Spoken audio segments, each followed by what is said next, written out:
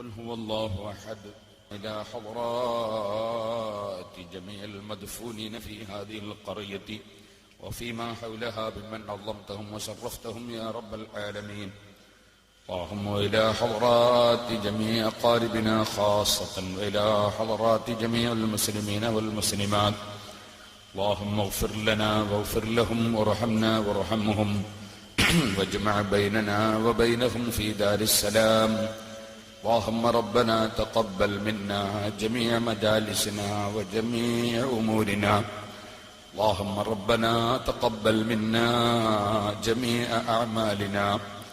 اللهم ربنا تقبل منا جميع أعمالنا واجعلها مقبولا لديك يا رب العالمين. طهرنا وطهر قلوبنا بنور معرفتك وهدايتك يا رب العالمين. اللهم إلى حضرات جميع المسلمين والمسلمات. اللهم اغفر لنا واغفر لهم وارحمنا وارحمهم واجمع بيننا وبينهم في دار جناتك النعيم. ربنا تقبل منا إنك أنت السميع العليم وتب علينا إنك أنت التواب الرحيم.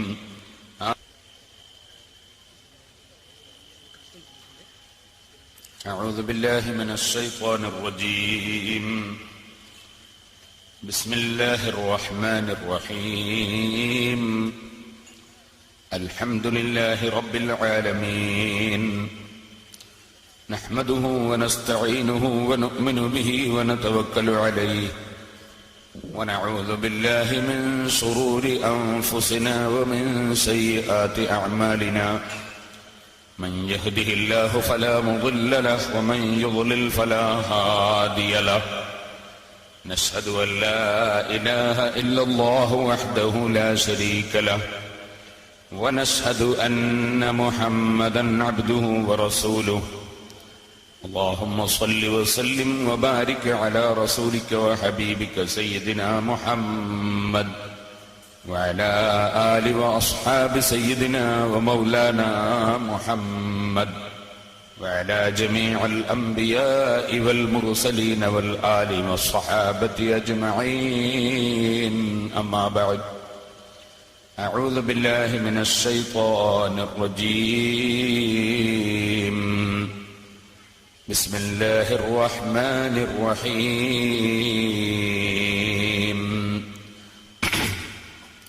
واتقوا يوما ترجعون إلى الله. صدق الله العلي العظيم. صدق وبلغ رسوله النبي الكريم ونحن على ذلك من الشاهدين الشاكرين والحمد لله رب العالمين. يا رب صل على من هل بالحرم طه الرسول الذي قد خص بالكرم. يا رب بالمصطفى بلغ مقاصدنا واغفر لنا ما مضى يا واسع الكرم.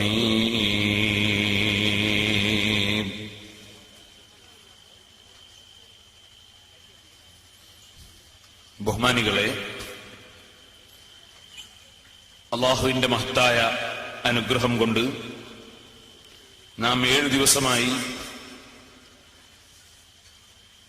അഷ്റഫുൽ ഖൽഖ് സല്ലല്ലാഹു അലൈഹി വസല്ലം തങ്ങൾ നമ്മെ പഠിപ്പിച്ച ഒരു ഹദീസ്, ആ ഹദീസിൽ അല്ലാഹുവിന്റെ കോടതിയിൽ പലരും വിയർപ്പിൽ മുങ്ങിക്കൊണ്ടിരിക്കുമ്പോൾ അല്ലാഹു തആല അർശിന്റെ തണലിൽ നൽകുന്ന 7 വിഭാഗം ആളുകളെ സംബന്ധിച്ച് വിവരിക്കപ്പെടുന്നു.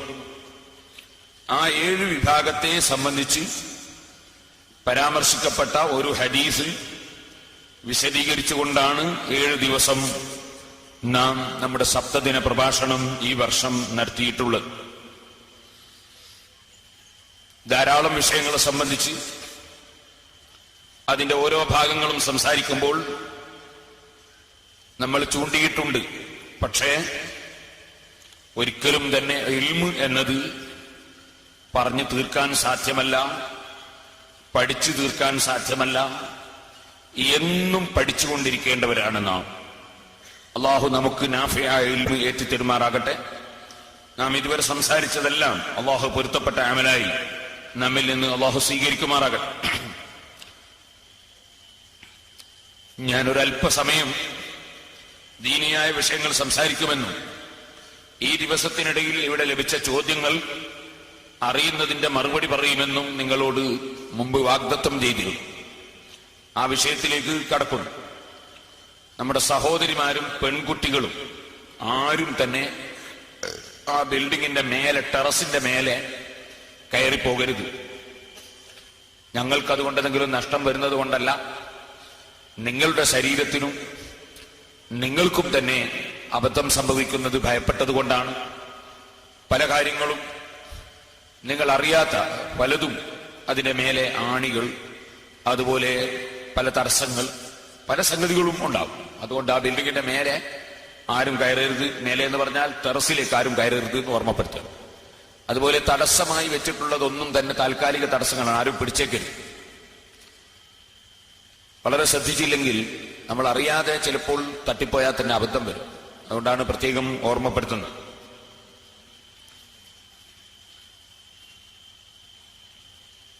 മുകളിൽ നിന്ന് ഒരു കുട്ടികളും ഓടിക്കളിക്കുകയോ അല്ലെങ്കിൽ മുകളിൽ കയറി പോവുകയോ ചെയ്യരുത്. കുട്ടികൾ താഴെ തന്നെ ഇരിക്കണം. സ്ത്രീകൾ കോണിയിൽ ഇരിക്കുന്നത് കൊണ്ട് മേൽപോട്ട് പോകാനുള്ള സ്ത്രീകൾക്ക് ബുദ്ധിമുട്ടുണ്ടാകുന്നുണ്ടെങ്കിൽ അങ്ങനെ തടസ്സം ചെയ്യരുത് എന്ന് ഞാൻ മുമ്പ് സൂചിപ്പിച്ചിട്ടുണ്ട്.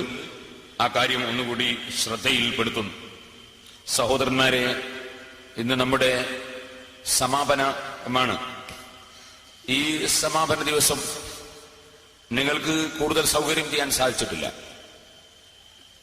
വളരെ വിഷമിച്ച് ഈ റോഡിന്റെ ഭാഗത്ത് നിൽക്കുന്നവർ വന്നാൽ, ഇങ്ങനെ ആ റോട്ടിലൂടെ ഇങ്ങനെ ഈ പള്ളിന്റെ ഇതിലെ വന്നാൽ, ഇവിടെ ഇപ്പുറത്ത് കയറിയിരിക്കാൻ നല്ല സൗകര്യമുണ്ട്. ശരിക്കും സ്റ്റേജും കാണും, സ്റ്റേജുമുള്ള ആളെയും കാണും. അതിന്റെ പുറമെ ഇവിടെ നല്ല ലൈറ്റും കാര്യങ്ങളും ഒക്കെ ഉണ്ട്. നല്ല സൗകര്യം ഈ പറമ്പിലുണ്ട്. അവിടുന്ന് ശരിക്കും പ്രസംഗിക്കുന്ന ആളെ നേരിട്ട് കാണും. അതുപോലെ ദിക്ർ ഹൽക്കയിൽ പങ്കെടുക്കുന്ന പണ്ഡിതന്മാരെയും സാദാത്തുക്കളെയും ഒക്കെ കാണും. സയ്യിദ് അലി ബാഫഖി തങ്ങളും മഞ്ഞനാടി ഉസ്താദും ഒക്കെ ഇവിടെ നാദാപുരത്ത് എത്തിയിട്ടുണ്ട്. ചുരുങ്ങിയ സമയത്തിനുള്ളിൽ നമ്മുടെ സദസ്സിലേക്ക് എത്തിച്ചേരും. അതുകൊണ്ട് തിങ്ങി നിൽക്കുന്ന ആളുകൾ കുറച്ചിങ്ങോട്ട് വന്നാൽ, ഇതിലിങ്ങനെ വന്നാലും തിരക്കേടില്ല, ഇതിലെ പോയിട്ടും കയറാം. ഇനിയിങ്ങനെ ഈ സ്റ്റേജിന്റെ മുന്നിലൂടെ ഇങ്ങനെ വന്നാലും ഇതിലെ പോയിട്ട് അവിടെ കയറാൻ നല്ല സൗകര്യം ഉണ്ട്. ചെറിയ സൗകര്യം ചെയ്ത് ആളുകൾ അങ്ങോട്ട് കയറിയിരുന്നാൽ നിങ്ങൾക്ക് 1-2 മണിക്കൂർ നൃത്തം നിൽക്കുമ്പോൾ ബുദ്ധിമുട്ടാവും. ദിക്ർ ചെല്ലുമ്പോൾ നമുക്ക് ഉന്മേഷവും ആവേശവും നഷ്ടപ്പെടും. പറയുന്ന കാര്യങ്ങൾ ശരിക്കും മനസ്സിലാകാതെ പോകും. അതുകൊണ്ട് കഴിയുന്നതും തിങ്ങി നിൽക്കരുത്. റോഡ് ആരും ബ്ലോക്കാക്കരുത്. അത് പ്രത്യേകം ശ്രദ്ധിക്കണം. റോട്ടിന്റെ മേലെ ആരും നിൽക്കരുത്. ഞാൻ വിഷയത്തിലേക്ക് കടക്കുന്നു. കുറെ സംശയങ്ങൾ ചോദിക്കപ്പെട്ടതുണ്ട്.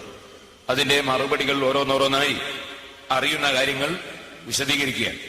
പല ആളുകളും പല വിഷയങ്ങളും സംസാരിക്കണം എന്ന് പറഞ്ഞ് നിർദ്ദേശങ്ങൾ കൊടുത്തയച്ചവരുണ്ട്. ഞാൻ അവരോട് ക്ഷമ ചോദിക്കുന്നു. നമുക്ക് കൂടുതൽ സമയം ഇത് നീട്ടിക്കൊണ്ടുപോകാൻ സാധ്യമല്ല. നമുക്ക് ദിക്ർ ചൊല്ലണം, സ്വലാത്ത് ചൊല്ലണം, ദുആ ചെയ്യണം.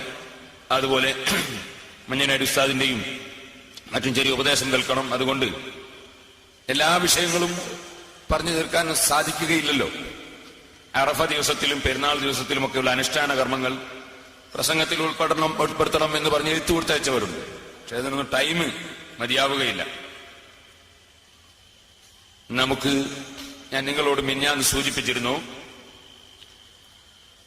ഹരിയാനയിൽ നിന്ന് വന്ന് തീരെ നിസ്കാരം അറിയാത്ത, വുളു അറിയാത്ത, നിസ്കരിക്കാനുള്ള യാതൊന്നും അറിയാത്ത കുറെ കുട്ടികൾ, അങ്ങനെയുള്ള ചെറിയ മക്കൾ, അവിടെ ഒരു ചെറിയ വഴി ഉണ്ടായി കൊടുക്കണം. അതിലങ്ങനെ പോകാൻ അങ്ങോട്ടും ഇതിലെ പോകാനേ അവിടെ ഫുള്ളങ്ങ് ബന്ധായി കഴിഞ്ഞാൽ പോകാൻ കഴിയില്ലല്ലോ വരുന്നവർ.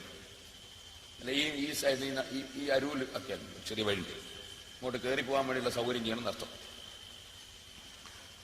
ഹരിയാനയിൽ വന്ന ചെറിയ കുട്ടികൾ, അൽഹംദുലില്ലാ, നമ്മുടെ സ്ഥാപനത്തിൽ കഴിഞ്ഞ കൊല്ലം 10-60ഓളം കുട്ടികൾ വന്നപ്പോൾ അവർക്കൊക്കെ നിസ്കാരം പഠിപ്പിച്ചു. നമുക്കതൊരു വലിയ അത്ഭുതമാണ്. നമ്മുടെ കേരളത്തിൽ നിസ്കാരം പഠിക്കാത്ത ഒരു കുട്ടികളും ഉണ്ടാവില്ല. പക്ഷേ തീരെ നിസ്കാരം അറിയില്ല, ഫാത്തിഹ അറിയില്ല. അങ്ങനെ അവർക്ക് നിസ്കാരം പഠിപ്പിച്ചു. നിസ്കാരം പഠിച്ചു കഴിഞ്ഞതിന് ശേഷം, അതുപോലത്തെ അത്യാവശ്യ കാര്യങ്ങൾ പഠിച്ചതിന് ശേഷം കഴിഞ്ഞ റമദാനോടനുബന്ധിച്ച് അവരെ നാട്ടിലേക്ക് പറഞ്ഞയച്ചു. നാട്ടിൽ പോയി നാം തുടർന്ന് പഠിക്കാൻ സെലക്ട് ചെയ്ത കുട്ടികൾ 54ഓളം കുട്ടികൾ തിരിച്ച് വന്നു. നാം ചില കുട്ടികളെ തുടർന്ന് പഠിക്കാൻ വേണ്ടി സെലക്ട് ചെയ്തിട്ടില്ല. ആ കുട്ടികൾക്ക് ഡ്രസ്സ് ഇല്ല. അവർക്ക് വളരെ പാവപ്പെട്ട കുട്ടികൾ, അവർക്ക് ഈ വലിയ പെരുന്നാളിന് ഡ്രസ്സ് വേണം. അതിന് ഒരു കുട്ടിയുടെ ഡ്രസ്സിന് 360 ഉറുപ്പിക വരും എന്ന് ഞാൻ മിഞ്ഞാന്ന് പറഞ്ഞു. അങ്ങനെ ഒരാൾ 10 കുട്ടികളുടെ ഡ്രസ്സ് അന്ന് ഏറ്റെടുത്തു. ഇന്നലെ അദ്ദേഹം കുറച്ച് തുണിയും കുറച്ച് ക്യാഷുമായി എത്തിച്ചു തന്നു. വേറെ ഒരാൾ ബഹ്റൈനിൽ നിന്ന് വിളിച്ച് 10 കുട്ടികളുടെ ഡ്രസ്സ് ഞാൻ കൊടുക്കാം എന്ന് പറഞ്ഞു. അദ്ദേഹത്തിന്റെ ഒരു ചെറിയ കുട്ടി ഹാർട്ടിന് ദ്വാരമായി സിറാജുൽ ഹുദയിലേക്ക് നേർച്ച ചെയ്തു. 95% അത് ക്ലിയറായി എന്ന് ഡോക്ടർമാര് പറഞ്ഞതിന്റെ പേരിൽ നേർച്ചയാക്കിയ സംഖ്യ ഗഡുക്കളായി. അദ്ദേഹം തന്നുകൊണ്ടിരിക്കുന്നതിനിടയിലാണ് അദ്ദേഹം ഇതും കൂടി ഏറ്റെടുത്തിട്ടുള്ളത്. അല്ലാഹു ജല്ല ജലാലുഹു ആ കുട്ടിയുടെ രോഗം പൂർണ്ണമായി സുഖപ്പെടുത്തി ഓപ്പറേഷൻ ഇല്ലാതെ അല്ലാഹു തആല രക്ഷപ്പെടുത്തുമാറാകട്ടെ. അതുപോലെ ധാരാളം ആളുകൾ ധാരാളം വിഷയങ്ങൾക്ക് ദുആ ചെയ്യാൻ വേണ്ടി ഏൽപ്പിച്ചവരും പറഞ്ഞവരുമുണ്ട്. മിനിഞ്ഞാന്ന് നാം വിതരണം ചെയ്ത കവറുകൾ, കുറേയേറെ കവറുകൾ അവരുടെ കൊല്ലം നമ്മളെ സ്ഥാപനത്തിൽ വന്ന് നിസ്കാരം പഠിച്ച് മടങ്ങിപ്പോയ കുട്ടികൾ അവിടെ എത്തി. അവർ നിസ്കരിക്കുന്നതൊക്കെ കണ്ടപ്പോ ഞങ്ങളെ കുട്ടികൾ നിസ്കാരം പഠിക്കണമെന്ന് മനസ്സിലാക്കിയിട്ട് അവിടുന്ന് കൂട്ടി വന്നതാ, ഹരിയാനയിൽ നിന്ന്. അപ്പൊ ആ വയസ്സുള്ള ആള് വന്നിട്ട് പറയുന്നത് ഇവിടെ തന്നെ നിർത്തിയിട്ട് പഠിപ്പിക്കണമെന്നാണ്. എനിക്ക് അവരെ തിരിച്ചയക്കാൻ തോന്നിയില്ല. കാരണം അള്ളാഹുവിന്റെ ഖജനാവ് വളരെ വിശാലമാണല്ലോ. ആ ചെറിയ മക്കൾക്ക് ഭക്ഷണം കൊടുത്ത് അവർ നിസ്കാരം പഠിച്ചാൽ അത് അള്ളാഹുവിന്റെ അടുക്കൽ നഷ്ടപ്പെട്ടു പോവില്ല എന്ന് ഉറപ്പിച്ച് അങ്ങനെ ഞാൻ ഇവിടെ നിന്നോളൂ എന്ന് പറഞ്ഞു. അപ്പോ ഇന്നലെ ഞാൻ പറഞ്ഞത് 54 കുട്ടികൾക്ക് വസ്ത്രം വേണമെന്നാണ്. അത് മാറ്റിയിട്ട് 74 കുട്ടികൾക്ക് വസ്ത്രം വേണം എന്നാക്കി തിരുത്തിയിരിക്കുന്നു എന്നാണ് ഞാൻ പറഞ്ഞതിന്റെ അർത്ഥം. കാരണം 20 കുട്ടികൾ ഇന്ന് വന്നതുണ്ട്, അവർക്കും കൂടി വസ്ത്രം വേണം. അതുകൊണ്ട് എല്ലാവരും ഒരു 360 ഉറുപ്പിയല്ലേ ഒരു കുട്ടിന്റെ വസ്ത്രത്തിന് ചോദിക്കുന്നത്. പെരുന്നാളിന് ഇടാനാണല്ലോ. നമ്മളൊക്കെ പുരയിൽ വീട്ടിലൊക്കെ നല്ല വസ്ത്രങ്ങൾ ധാരാളമായി കൊടുക്കുന്നവരാണല്ലോ. നമ്മളെ കുട്ടിക്ക് എത്ര വസ്ത്രം ഉള്ളതെന്ന് എണ്ണ ആർക്കും അറിയാം, കുട്ടിക്ക് തന്നെ അറിയില്ല എത്രയുള്ളത്. അതുകൊണ്ട് അതിലെല്ലാവരും സഹകരിക്കണം എന്നുണർത്തുന്നു. ഞാൻ ഇനി കൂടുതൽ അതിനെ സംബന്ധിച്ച് പറയില്ല. നമുക്ക് കുറെ സംശയങ്ങൾ ചോദിച്ചതിനൊക്കെ മറുപടി പറയാനുണ്ട്. അതിലേക്ക് കടക്കുന്നു.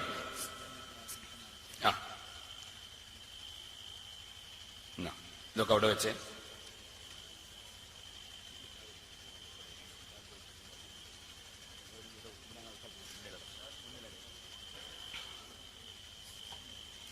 എവിടെ?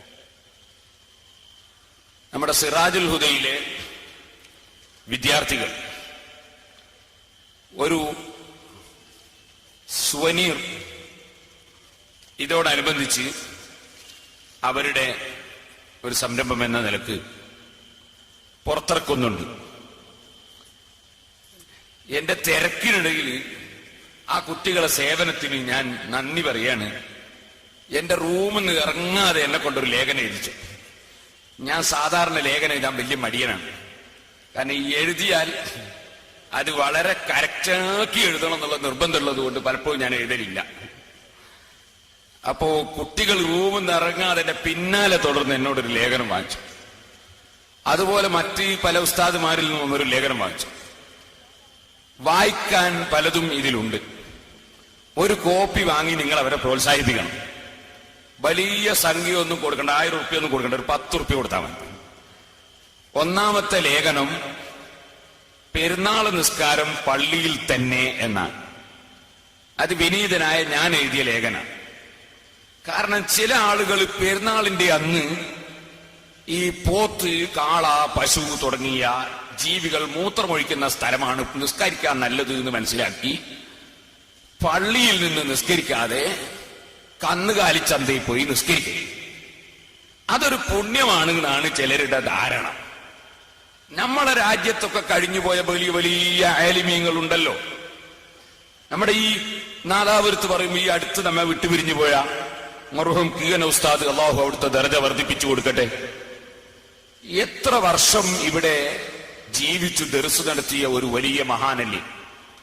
ബഹുമാനപ്പെട്ടവരുടെ ജീവിതത്തിൽ എപ്പോഴെങ്കിലും പള്ളിയിൽ നിന്ന് പുറത്തുപോയി ഏതെങ്കിലും സ്കൂൾ ഗ്രൗണ്ടിൽ നിന്നോ അല്ലെങ്കിൽ കാലിച്ചന്തയിൽ നിന്നോ പെരുന്നാൾ നിസ്കരിച്ചിട്ടുണ്ടോ?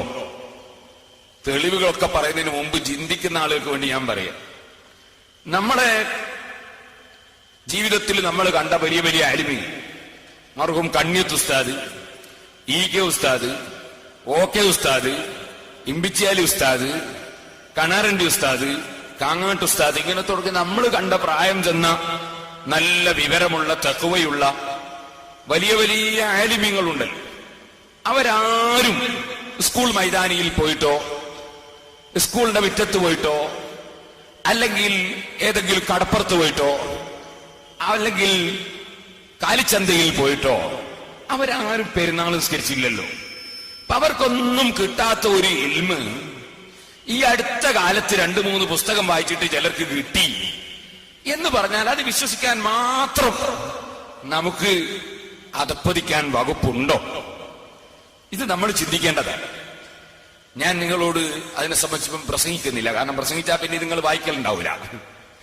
അതുകൊണ്ട് ഞാൻ അതിന്റെ തെളിവുകൾ, പള്ളിയാണ് നിസ്കരിക്കാൻ ശ്രേഷ്ഠമായത് എന്ന് ഇമാം നവവി, ഇമാം മാവർദി, ഇമാം ഖസ്തലാനി, ഇമാം അസ്ഖലാനി തുടങ്ങിയ ഇമാമിങ്ങളൊക്കെ അവരുടെ കിതാബുകളിൽ തെളിവ് സഹിതം പറഞ്ഞ ഉദ്ധരണികൾ ഞാൻ എന്റെ ലേഖനത്തിൽ കൊടുത്തിട്ടുണ്ട്. പള്ളി വിട്ടുപോകുന്നത് മോശമാണ് എന്നതിന്റെ തെളിവും കൊടുത്തിട്ടുണ്ട്.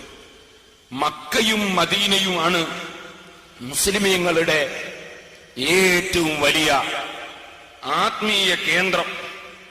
ആ ആത്മീയ കേന്ദ്രത്തിൽ ഇതൊക്കെ ഒന്നായിട്ട് എഴുതി കൊണ്ടുവന്നാൽ മതി. 1000 റുപ്യ കൊണ്ട് നമ്മളെക്കൊണ്ട് ഇങ്ങനെ കൊണ്ടുവരണം. എല്ലാം ഒന്നാക്കി എഴുതിയും കൊണ്ടുവന്നാൽ ഇൽമിനുണ്ട് ഒരു ബഹുമാനം. വെറും പൈസക്ക് വേണ്ടിയല്ലേ പണി. സഹോദരന്മാരെ, ഞാൻ പറഞ്ഞു വന്നത്, അങ്ങനെ മക്ക, മദീന അടക്കമുള്ള ഇസ്ലാമിക കേന്ദ്രം, ആ കേന്ദ്രങ്ങളിൽ മദീനത്തെ പള്ളിയിൽ മദീന നിവാസികൾ പെരുന്നാൾ നിസ്കരിക്കുന്നു. മക്കയിലെ മസ്ജിദുൽ ഹറാമിൽ ജനങ്ങൾ ഒന്നായി പെരുന്നാൾ നിസ്കരിക്കുന്നു. ഞാൻ തന്നെ മസ്ജിദുൽ ഹറാമിൽ 1-ലധികം തവണ പെരുന്നാൾ നിസ്കാരത്തിൽ പങ്കെടുത്തത് എനിക്ക് ഓർമ്മയുണ്ട്. ഞാൻ പറഞ്ഞു വരുന്നത്, പെരുന്നാൾ നിസ്കാരം മക്കയിലും മദീനയിലും പള്ളിയിൽ വെച്ച്, ലോക മുസ്ലിങ്ങളുടെ കേന്ദ്രത്തിൽ വെച്ച് പള്ളിയിൽ നിസ്കരിക്കുമ്പോൾ നമ്മുടെ നാട്ടിൽ ഒരു 5-6 ആള് കൂടി, അല്ലെ 5-8 ആള് കൂടിയിട്ട് ഈ ആലിമിയൊക്കൊന്നും അറിഞ്ഞൂടാ, തങ്ങന്മാർക്കൊന്നും മനസ്സിലായിട്ടില്ല. നമ്മളെ നാദാപുരത്തെ വലിയ ജുമാഅത്ത് പള്ളിയുണ്ട്. ഞാൻ മുമ്പ് പറഞ്ഞല്ലോ, ഒരുപാട് ഔലിയാക്കൾ അതിന്റെ ചുറ്റുഭാഗത്ത് കിടക്കുന്നുണ്ട്. വലിയ ഔലിയാക്കൾ നിസ്കരിച്ച പള്ളിയാണിത്. വലിയ ഔലിയാക്കൾ ദർസ് നടത്തിയ പള്ളിയാണിത്. വലിയ മഹാന്മാരാൽ ഉണ്ടാക്കപ്പെട്ട പള്ളിയാണിത്. ആ വലിയ ജുമാഅത്ത് പള്ളിയിലൊക്കെ മുമ്പേ ഇവിടെ നിരവധി കറാമത്തുകൾ കണ്ട ഔലിയാക്കൾ പെരുന്നാൾ നിസ്കരിച്ചിട്ട് അവർക്കൊന്നും വിവരമില്ലായിരുന്നു. വിവരമുള്ള ആർക്ക് 4 ആള് കൂടിയിട്ട് UP സ്കൂളിന്റെ മുറ്റത്ത് ഒരു താർപ്പായും കെട്ടിയിട്ട് ഒരു പെരുന്നാൾ നിസ്കാരം, വേണേ കുറച്ച് പെണ്ണുങ്ങൾ ഒന്നായിട്ട്. ഇത് എങ്ങനെ ഒരു മുസ്ലിമിന് ചിന്തിക്കാൻ കഴിയുന്നു എന്നാണ് എനിക്ക് മനസ്സിലാക്കാൻ കഴിയാത്തത്. അതുകൊണ്ട് വിശദമായി ആ വിഷയത്തെ സംബന്ധിച്ച് ആ ലേഖനത്തിൽ പറഞ്ഞിട്ടുണ്ട്. അതുകൊണ്ട് അതിന്റെ എല്ലാം പറഞ്ഞു നിങ്ങൾ വിചാരിക്കേണ്ട. ഒരുപാട് സംഗതി പറയാൻ ഞാൻ ബാക്കി വെച്ചിട്ടുണ്ട്. ഞാനൊരു ഭാഗം മാത്രമേ പറഞ്ഞിട്ടുള്ളൂ. അതിൽ ഒരാൾ നിഷ്പക്ഷമായി വായിക്കുന്നവർക്ക് മനസ്സിലാക്കാനുള്ളതൊക്കെ അതിലുണ്ട്. വിദേശ നാടുകളിലും വടക്കേ ഇന്ത്യയിലൊക്കെ ഈദ്ഗാഹ് എന്ന് പറഞ്ഞൊരു പരിപാടി. കേരളത്തിൽ അങ്ങനെ ഒരു പരിപാടി തന്നെ ഇല്ല. ഈ കന്നുകാലി ചന്തന്റെ പേരല്ല ഈദ്ഗാഹ്. ചില ആളുകൾ ചെയ്യുന്ന എന്താ പറയുക, കന്നുകാലി ചന്തയിൽ 2 താർപ്പായും പിരിച്ചിട്ട്, അല്ലെങ്കിൽ സ്കൂളിന്റെ മുറ്റത്ത് 2 താർപ്പായും പിരിച്ചിട്ട് ഈദ്ഗാഹിൽ വെച്ച് നിസ്കാരം എന്നാ. അത് ഈദ്ഗാഹല്ല, അത് സ്കൂളിന്റെ മുറ്റം. മറ്റേ കന്നുകാലി ചന്ത, അത് ഈദ്ഗാഹല്ല. ഈദ്ഗാഹ് എന്തിനാണ് പറയാ? അത് നിങ്ങൾ ദുബായിൽ ചെന്ന് നോക്കൂ, അബുദാബി ചെന്ന് നോക്കൂ, മംഗലാപുരത്ത് ചെന്ന് നോക്കൂ, ബാംഗ്ലൂരിൽ ചെന്ന് നോക്കൂ, അവിടെയൊക്കെ ഈദ്ഗാഹ് ഉണ്ട്. ഈദ്ഗാഹ് എന്ന് പറഞ്ഞാൽ ഏതോ കന്നുകാലി ചന്തയിൽ താർപ്പായി വിരിക്കലല്ല. ഈദ്ഗാഹ് എന്ന് പറയുന്നത് ഒരു പ്രദേശത്തുള്ള മുഴുവൻ മുസ്ലിമീങ്ങൾക്കും പള്ളികളിൽ ഒരു പള്ളിയിൽ ഒരുമിച്ച് കൂടാൻ സാധിക്കാതെ വരുന്നത് കൊണ്ട് ഒരു പ്രത്യേക നേതൃത്വത്തിന്റെ കീഴിൽ ഒരു പ്രത്യേക സ്ഥലം നിസ്കാരത്തിന് വേണ്ടി തയ്യാറാക്കപ്പെടുകയും സ്ഥിരമായി അവിടെ ഒതുവെടുക്കാനും മറ്റുമുള്ള സൗകര്യം ചെയ്യുകയും ഖിബല തിരിക്കുകയും ബൗണ്ടറി കെട്ടുകയും സംരക്ഷിക്കപ്പെടുകയും മുസ്ലിമീങ്ങൾക്ക് മാത്രം അവകാശമുള്ള സ്ഥലമായി അതെന്നെന്നും നിലനിൽക്കുകയും ചെയ്യുന്ന പ്രത്യേക നിസ്കാര സ്ഥലങ്ങളാണ് ഈദ്ഗാഹുകൾ. അത് വിദേശ രാജ്യങ്ങളിലൊക്കെ ഉണ്ട്, വടക്കേ ഇന്ത്യയിലൊക്കെ ഉണ്ട്. ഇവിടെ എവിടെയാ ഈദ്ഗാഹ് ഉള്ളത്? ഏതോ സ്കൂളിന്റെ മുറ്റത്തിന് ഈദ്ഗാഹിന് പേരിട്ടാൽ ഈദ്ഗാഹാവോ? അല്ലെങ്കിൽ കടപ്പുറത്തിന് ഈദ്ഗാഹിന് പേരിട്ടാൽ കടപ്പുറം തന്നെയല്ലേ അത്? കന്നുകാലി ചന്ത തന്നെയല്ലേ അത്? അതുകൊണ്ടോ ഈദ്ഗാഹാവുന്നു? അപ്പൊ ഈദ്ഗാഹ് എന്ന് പറയുന്നത് 4 ആള് ഒരു സ്ഥലത്തുനിന്ന് പെരുന്നാൾ നിസ്കരിച്ചാവുകൊണ്ട് ഈദ്ഗാഹാവൂല. അതുകൊണ്ട് കന്നുകാലി ചന്തയിൽ നിസ്കാരാവും. ഈദ്ഗാഹ് എന്ന് പറഞ്ഞ മറ്റൊന്നാണ്. അതും അറിയില്ല ഈ സാധുക്കൾ. പിന്നെന്താ ഉള്ളതെന്നറിയോ? പണ്ടൊരു കാക്ക പഞ്ചസാരന്റെ ഭരണിന്റെ മുകളിൽ എഴുതി വെച്ച് കുരുമുളക്. അപ്പൊ ഏതോ ഒരു ചെറുപ്പക്കാരൻ ചോദിച്ചു, എന്തിനാ കാക്കാൻ? ഉറുമ്പ് കയറാതിരിക്കാൻ വേണ്ടിയാണ്. ഇരുമ്പ് കയറാതിരിക്കാൻ വേണ്ടിയിട്ട് കുരുമുളക് എന്ന് എഴുതി വെച്ചു ഈ പഞ്ചസാരന്റെ ഭരണിന്റെ മുകളിൽ. ഇതുപോലെ ആളുകളുടെ ഇടയിൽ വിമർശനം വരാതിരിക്കാൻ വേണ്ടി ചന്തയിൽ പോയി നിസ്കരിച്ചു നമ്മൾ കുറവല്ലേ, അതിന് ബോർഡ് വെക്കുകയാണ് ഈദ്ഗാഹ്. അത് ഈദ്ഗാഹല്ല. ഒരിക്കലും തന്നെ ഇരുമ്പൊലൊക്കെ പൊന്നൊലക്കല്ല, പൊന്നിന്റെ ഇരുമ്പൊലൊക്കെ ഉണ്ടാവൂല. അപ്പോ കന്നുകാലി ചന്ത തന്നെ, പൊന്നിന്റെ ഇരുമ്പൊലൊക്കെ ഉണ്ടാവൂല. അതുപോലെ അലൂമിനിയത്തിന്റെ ചെമ്പുണ്ടാവൂല, ഗോതമ്പത്തിന്റെ പൊടിയരിക്കഞ്ഞും ഉണ്ടാവൂല. മനസ്സിലായില്ലേ? അപ്പൊ കന്നുകാലി ചന്ത തന്നെ. അതുപോലെ സ്കൂളിന്റെ മൈതാനി സ്കൂൾ മൈതാനി തന്നെ. അതുപോലെ കടപ്പുറം തന്നെ. അത് ഈദ്ഗാഹല്ല. അപ്പൊ ഈദ്ഗാഹിലും എല്ലാം നിസ്കരിക്കുന്നത്, പള്ളിയിലും എല്ലാം നിസ്കരിക്കുന്നതെന്ന് ഞാൻ പറഞ്ഞത്. പിന്നെ നിസ്കരിക്കുന്ന എവിടെ? 1-ാം നമ്പർ പോത്ത് മൂത്രമൊഴിക്കുന്ന സ്ഥലത്ത്. ആരാണ് ഇവർക്ക് വിവരം കൊടുത്തത്? എന്താണ് ഇവർ പഠിച്ചത്? എന്താണ് ഇവര് ദീനിനെ സംബന്ധിച്ച് മനസ്സിലാക്കിയത്? അഷ്റഫുൽ ഖൽഖ് സല്ലല്ലാഹു അലൈഹി വസല്ലം തങ്ങളുടെ കാലത്ത് മസ്ജിദുൽ ഹറാമിൽ, മക്കയിൽ പള്ളിയിൽ വെച്ചാണ് പെരുന്നാൾ നിസ്കാരം നിർവഹിച്ചത്. മദീനത്തെ പള്ളിയിൽ സ്ഥലം മതിയാകാത്തത് കൊണ്ട് പ്രത്യേകം ഒരു സ്ഥലം ആളുകൾ താമസിക്കുന്ന ബൗണ്ടറിക്ക് പുറത്ത് പ്രത്യേകം ഒരു സ്ഥലം നിസ്കരിക്കാൻ വേണ്ടി തയ്യാറാക്കി. നബി സല്ലല്ലാഹു അലൈഹി വസല്ലം ഇമാമത്ത് നിൽക്കുമ്പോൾ അതിന്റെ പിന്നിൽ എല്ലാവർക്കും ഒന്നായി നിന്ന് നിസ്കരിക്കണമെന്ന് ആഗ്രഹം ഉണ്ടാവൂലേ? പെരുന്നാളിനാണെങ്കിൽ അന്യ നാട്ടിലൊക്കെ പോയവർക്കൊക്കെ കച്ചവടമൊക്കെ നിർത്തിയിട്ട് പെരുന്നാൾ നാട്ടിൽ വരികയും ചെയ്യുമല്ലോ. അപ്പൊ ആളുകൾ കൂടുതലുണ്ട്. പള്ളിയിൽ സ്ഥലം തികയാത്തത് കൊണ്ട് അല്ലാഹുവിന്റെ റസൂൽ സല്ലല്ലാഹു അലൈഹി വസല്ലം നാട്ടിന്റെ ബൗണ്ടറിക്ക് പുറത്ത് പ്രത്യേകം നിസ്കരിക്കുന്ന സ്ഥലത്ത് വെച്ച് നിസ്കാരം നിർവഹിച്ചിരുന്നു. പക്ഷെ മക്കയിൽ പള്ളിയിൽ സ്ഥലം വിശാലതയുള്ളതിനാൽ അവിടെ പള്ളിയിൽ വെച്ച് തന്നെയാണ് അന്നും നിസ്കരിച്ചത്. പള്ളിയിൽ സ്ഥലം മതിയാകാത്തത് കൊണ്ട് മദീനയിൽ പുറത്തു വെച്ച് നിസ്കരിച്ചിരുന്നു. പള്ളി വിശാലമാക്കിയതിന് ശേഷം ഇപ്പോൾ മദീനത്തെ പള്ളിയിൽ തന്നെയാണ് നിസ്കാരം നടക്കുന്നത്. കാരണം പള്ളി വിശാലമാക്കി, അതുകൊണ്ട് പുറത്തു പോകുന്നില്ല. പള്ളി വിശാലത ഇല്ലാത്ത ഒരു കാലത്ത് ചെയ്തൊരു നടപടിയാണത്. നബി സല്ലല്ലാഹു അലൈഹി വസല്ലം തങ്ങളുടെ കാലത്ത് അതൊക്കെ ഇമാമിങ്ങൾ വിശദീകരിച്ചിട്ടുണ്ട്. ഞാൻ പറഞ്ഞു വന്നത്, അപ്പൊ അന്ന് മഴ പെയ്തപ്പോ പള്ളിയിൽ തന്നെയാണ് നിസ്കരിച്ചത്. എന്നാൽ അങ്ങനെ പള്ളിയിൽ നിസ്കരിക്കുമ്പോൾ, അങ്ങനെ മൈതാനിയിൽ പോയി പ്രത്യേകം തയ്യാർ ചെയ്യപ്പെട്ട സ്ഥലത്ത് നിസ്കരിക്കുമ്പോൾ തന്നെ ഇസ്ലാമിന്റെ ഒരു നിയമമുണ്ട്. എന്താണ്?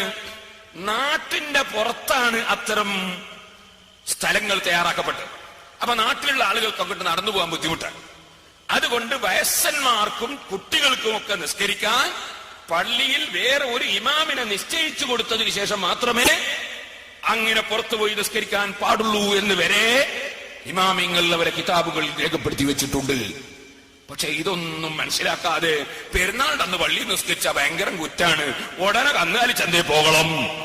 എന്ന് പറഞ്ഞിട്ട് ഈദ്ഗാഹിലേക്ക് എന്ന് പറഞ്ഞ് നോട്ടീസും പോസ്റ്ററും ഇറക്കുന്ന തീരെ വിവരമില്ലാത്ത കക്ഷികൾ ഉണ്ട്. അതിൽ മുസ്ലിമീങ്ങൾ പെട്ടുപോകരുത് എന്ന് മനസ്സിലാക്കിയാണ് ആ ലേഖനം ഇതിൽ തിരക്കിനിടയിൽ എഴുതി കൊടുത്തത് എന്ന് ഉണർത്തുന്നു. അതുകൊണ്ട് എല്ലാവരും ബഹുമാനപ്പെട്ട അലി ബാഫഖി തങ്ങൾ ഇതിന്റെ പ്രകാശനം നിർവഹിക്കും. നമ്മളെ എന്ത് നിർവഹിക്കുമ്പോഴും കാര്യാട്ട് കുഞ്ഞമ്മദാജിയാ പണ്ടേ എന്റെ ചെറുപ്പത്തിലെ സ്വീകരിക്കല്. അപ്പൊ അതുകൊണ്ട് കാര്യാട്ട് കുഞ്ഞമ്മദാജി തന്നെ അത് സ്വീകരിക്കുകയും ചെയ്യും എന്ന് ഓർമ്മപ്പെടുത്തുന്നു. രണ്ടുപേരെയും ആദരപൂർവ്വം ക്ഷണിക്കുന്നു. സഹോദരന്മാരെ, അതിനുശേഷം ഇൻഷാ അല്ലാഹ് ഞാൻ ചോദ്യങ്ങളുടെ മറുപടിയിലേക്ക് കടക്കാം.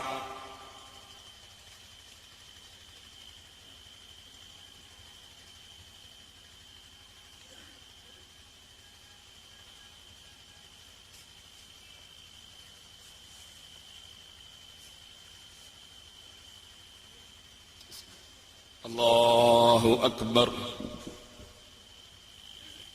എല്ലാവരും ഓരോ കോപ്പി വാങ്ങി വായിച്ചു നോക്കണം. മുത്തലിബ് ഉസ്താദിന്റെയും മറ്റു ഉസ്താദ്മാരുടെയും പല ആളുകളുടെയും ലേഖനങ്ങളുണ്ട്. എനിക്കത് പ്രകാശനം ചെയ്യാത്തതുകൊണ്ട് ഞാൻ വായിച്ചിട്ടില്ല. ഞാൻ എഴുതിയ കാര്യമല്ല എനിക്ക് പറയാൻ. മുത്തലിബ് ഉസ്താദിന്റെ ഉണ്ട് എന്ന് ഞാൻ അറിയും. വേറെയും പലരും ലേഖനങ്ങൾ ഉണ്ട് അതിൽ.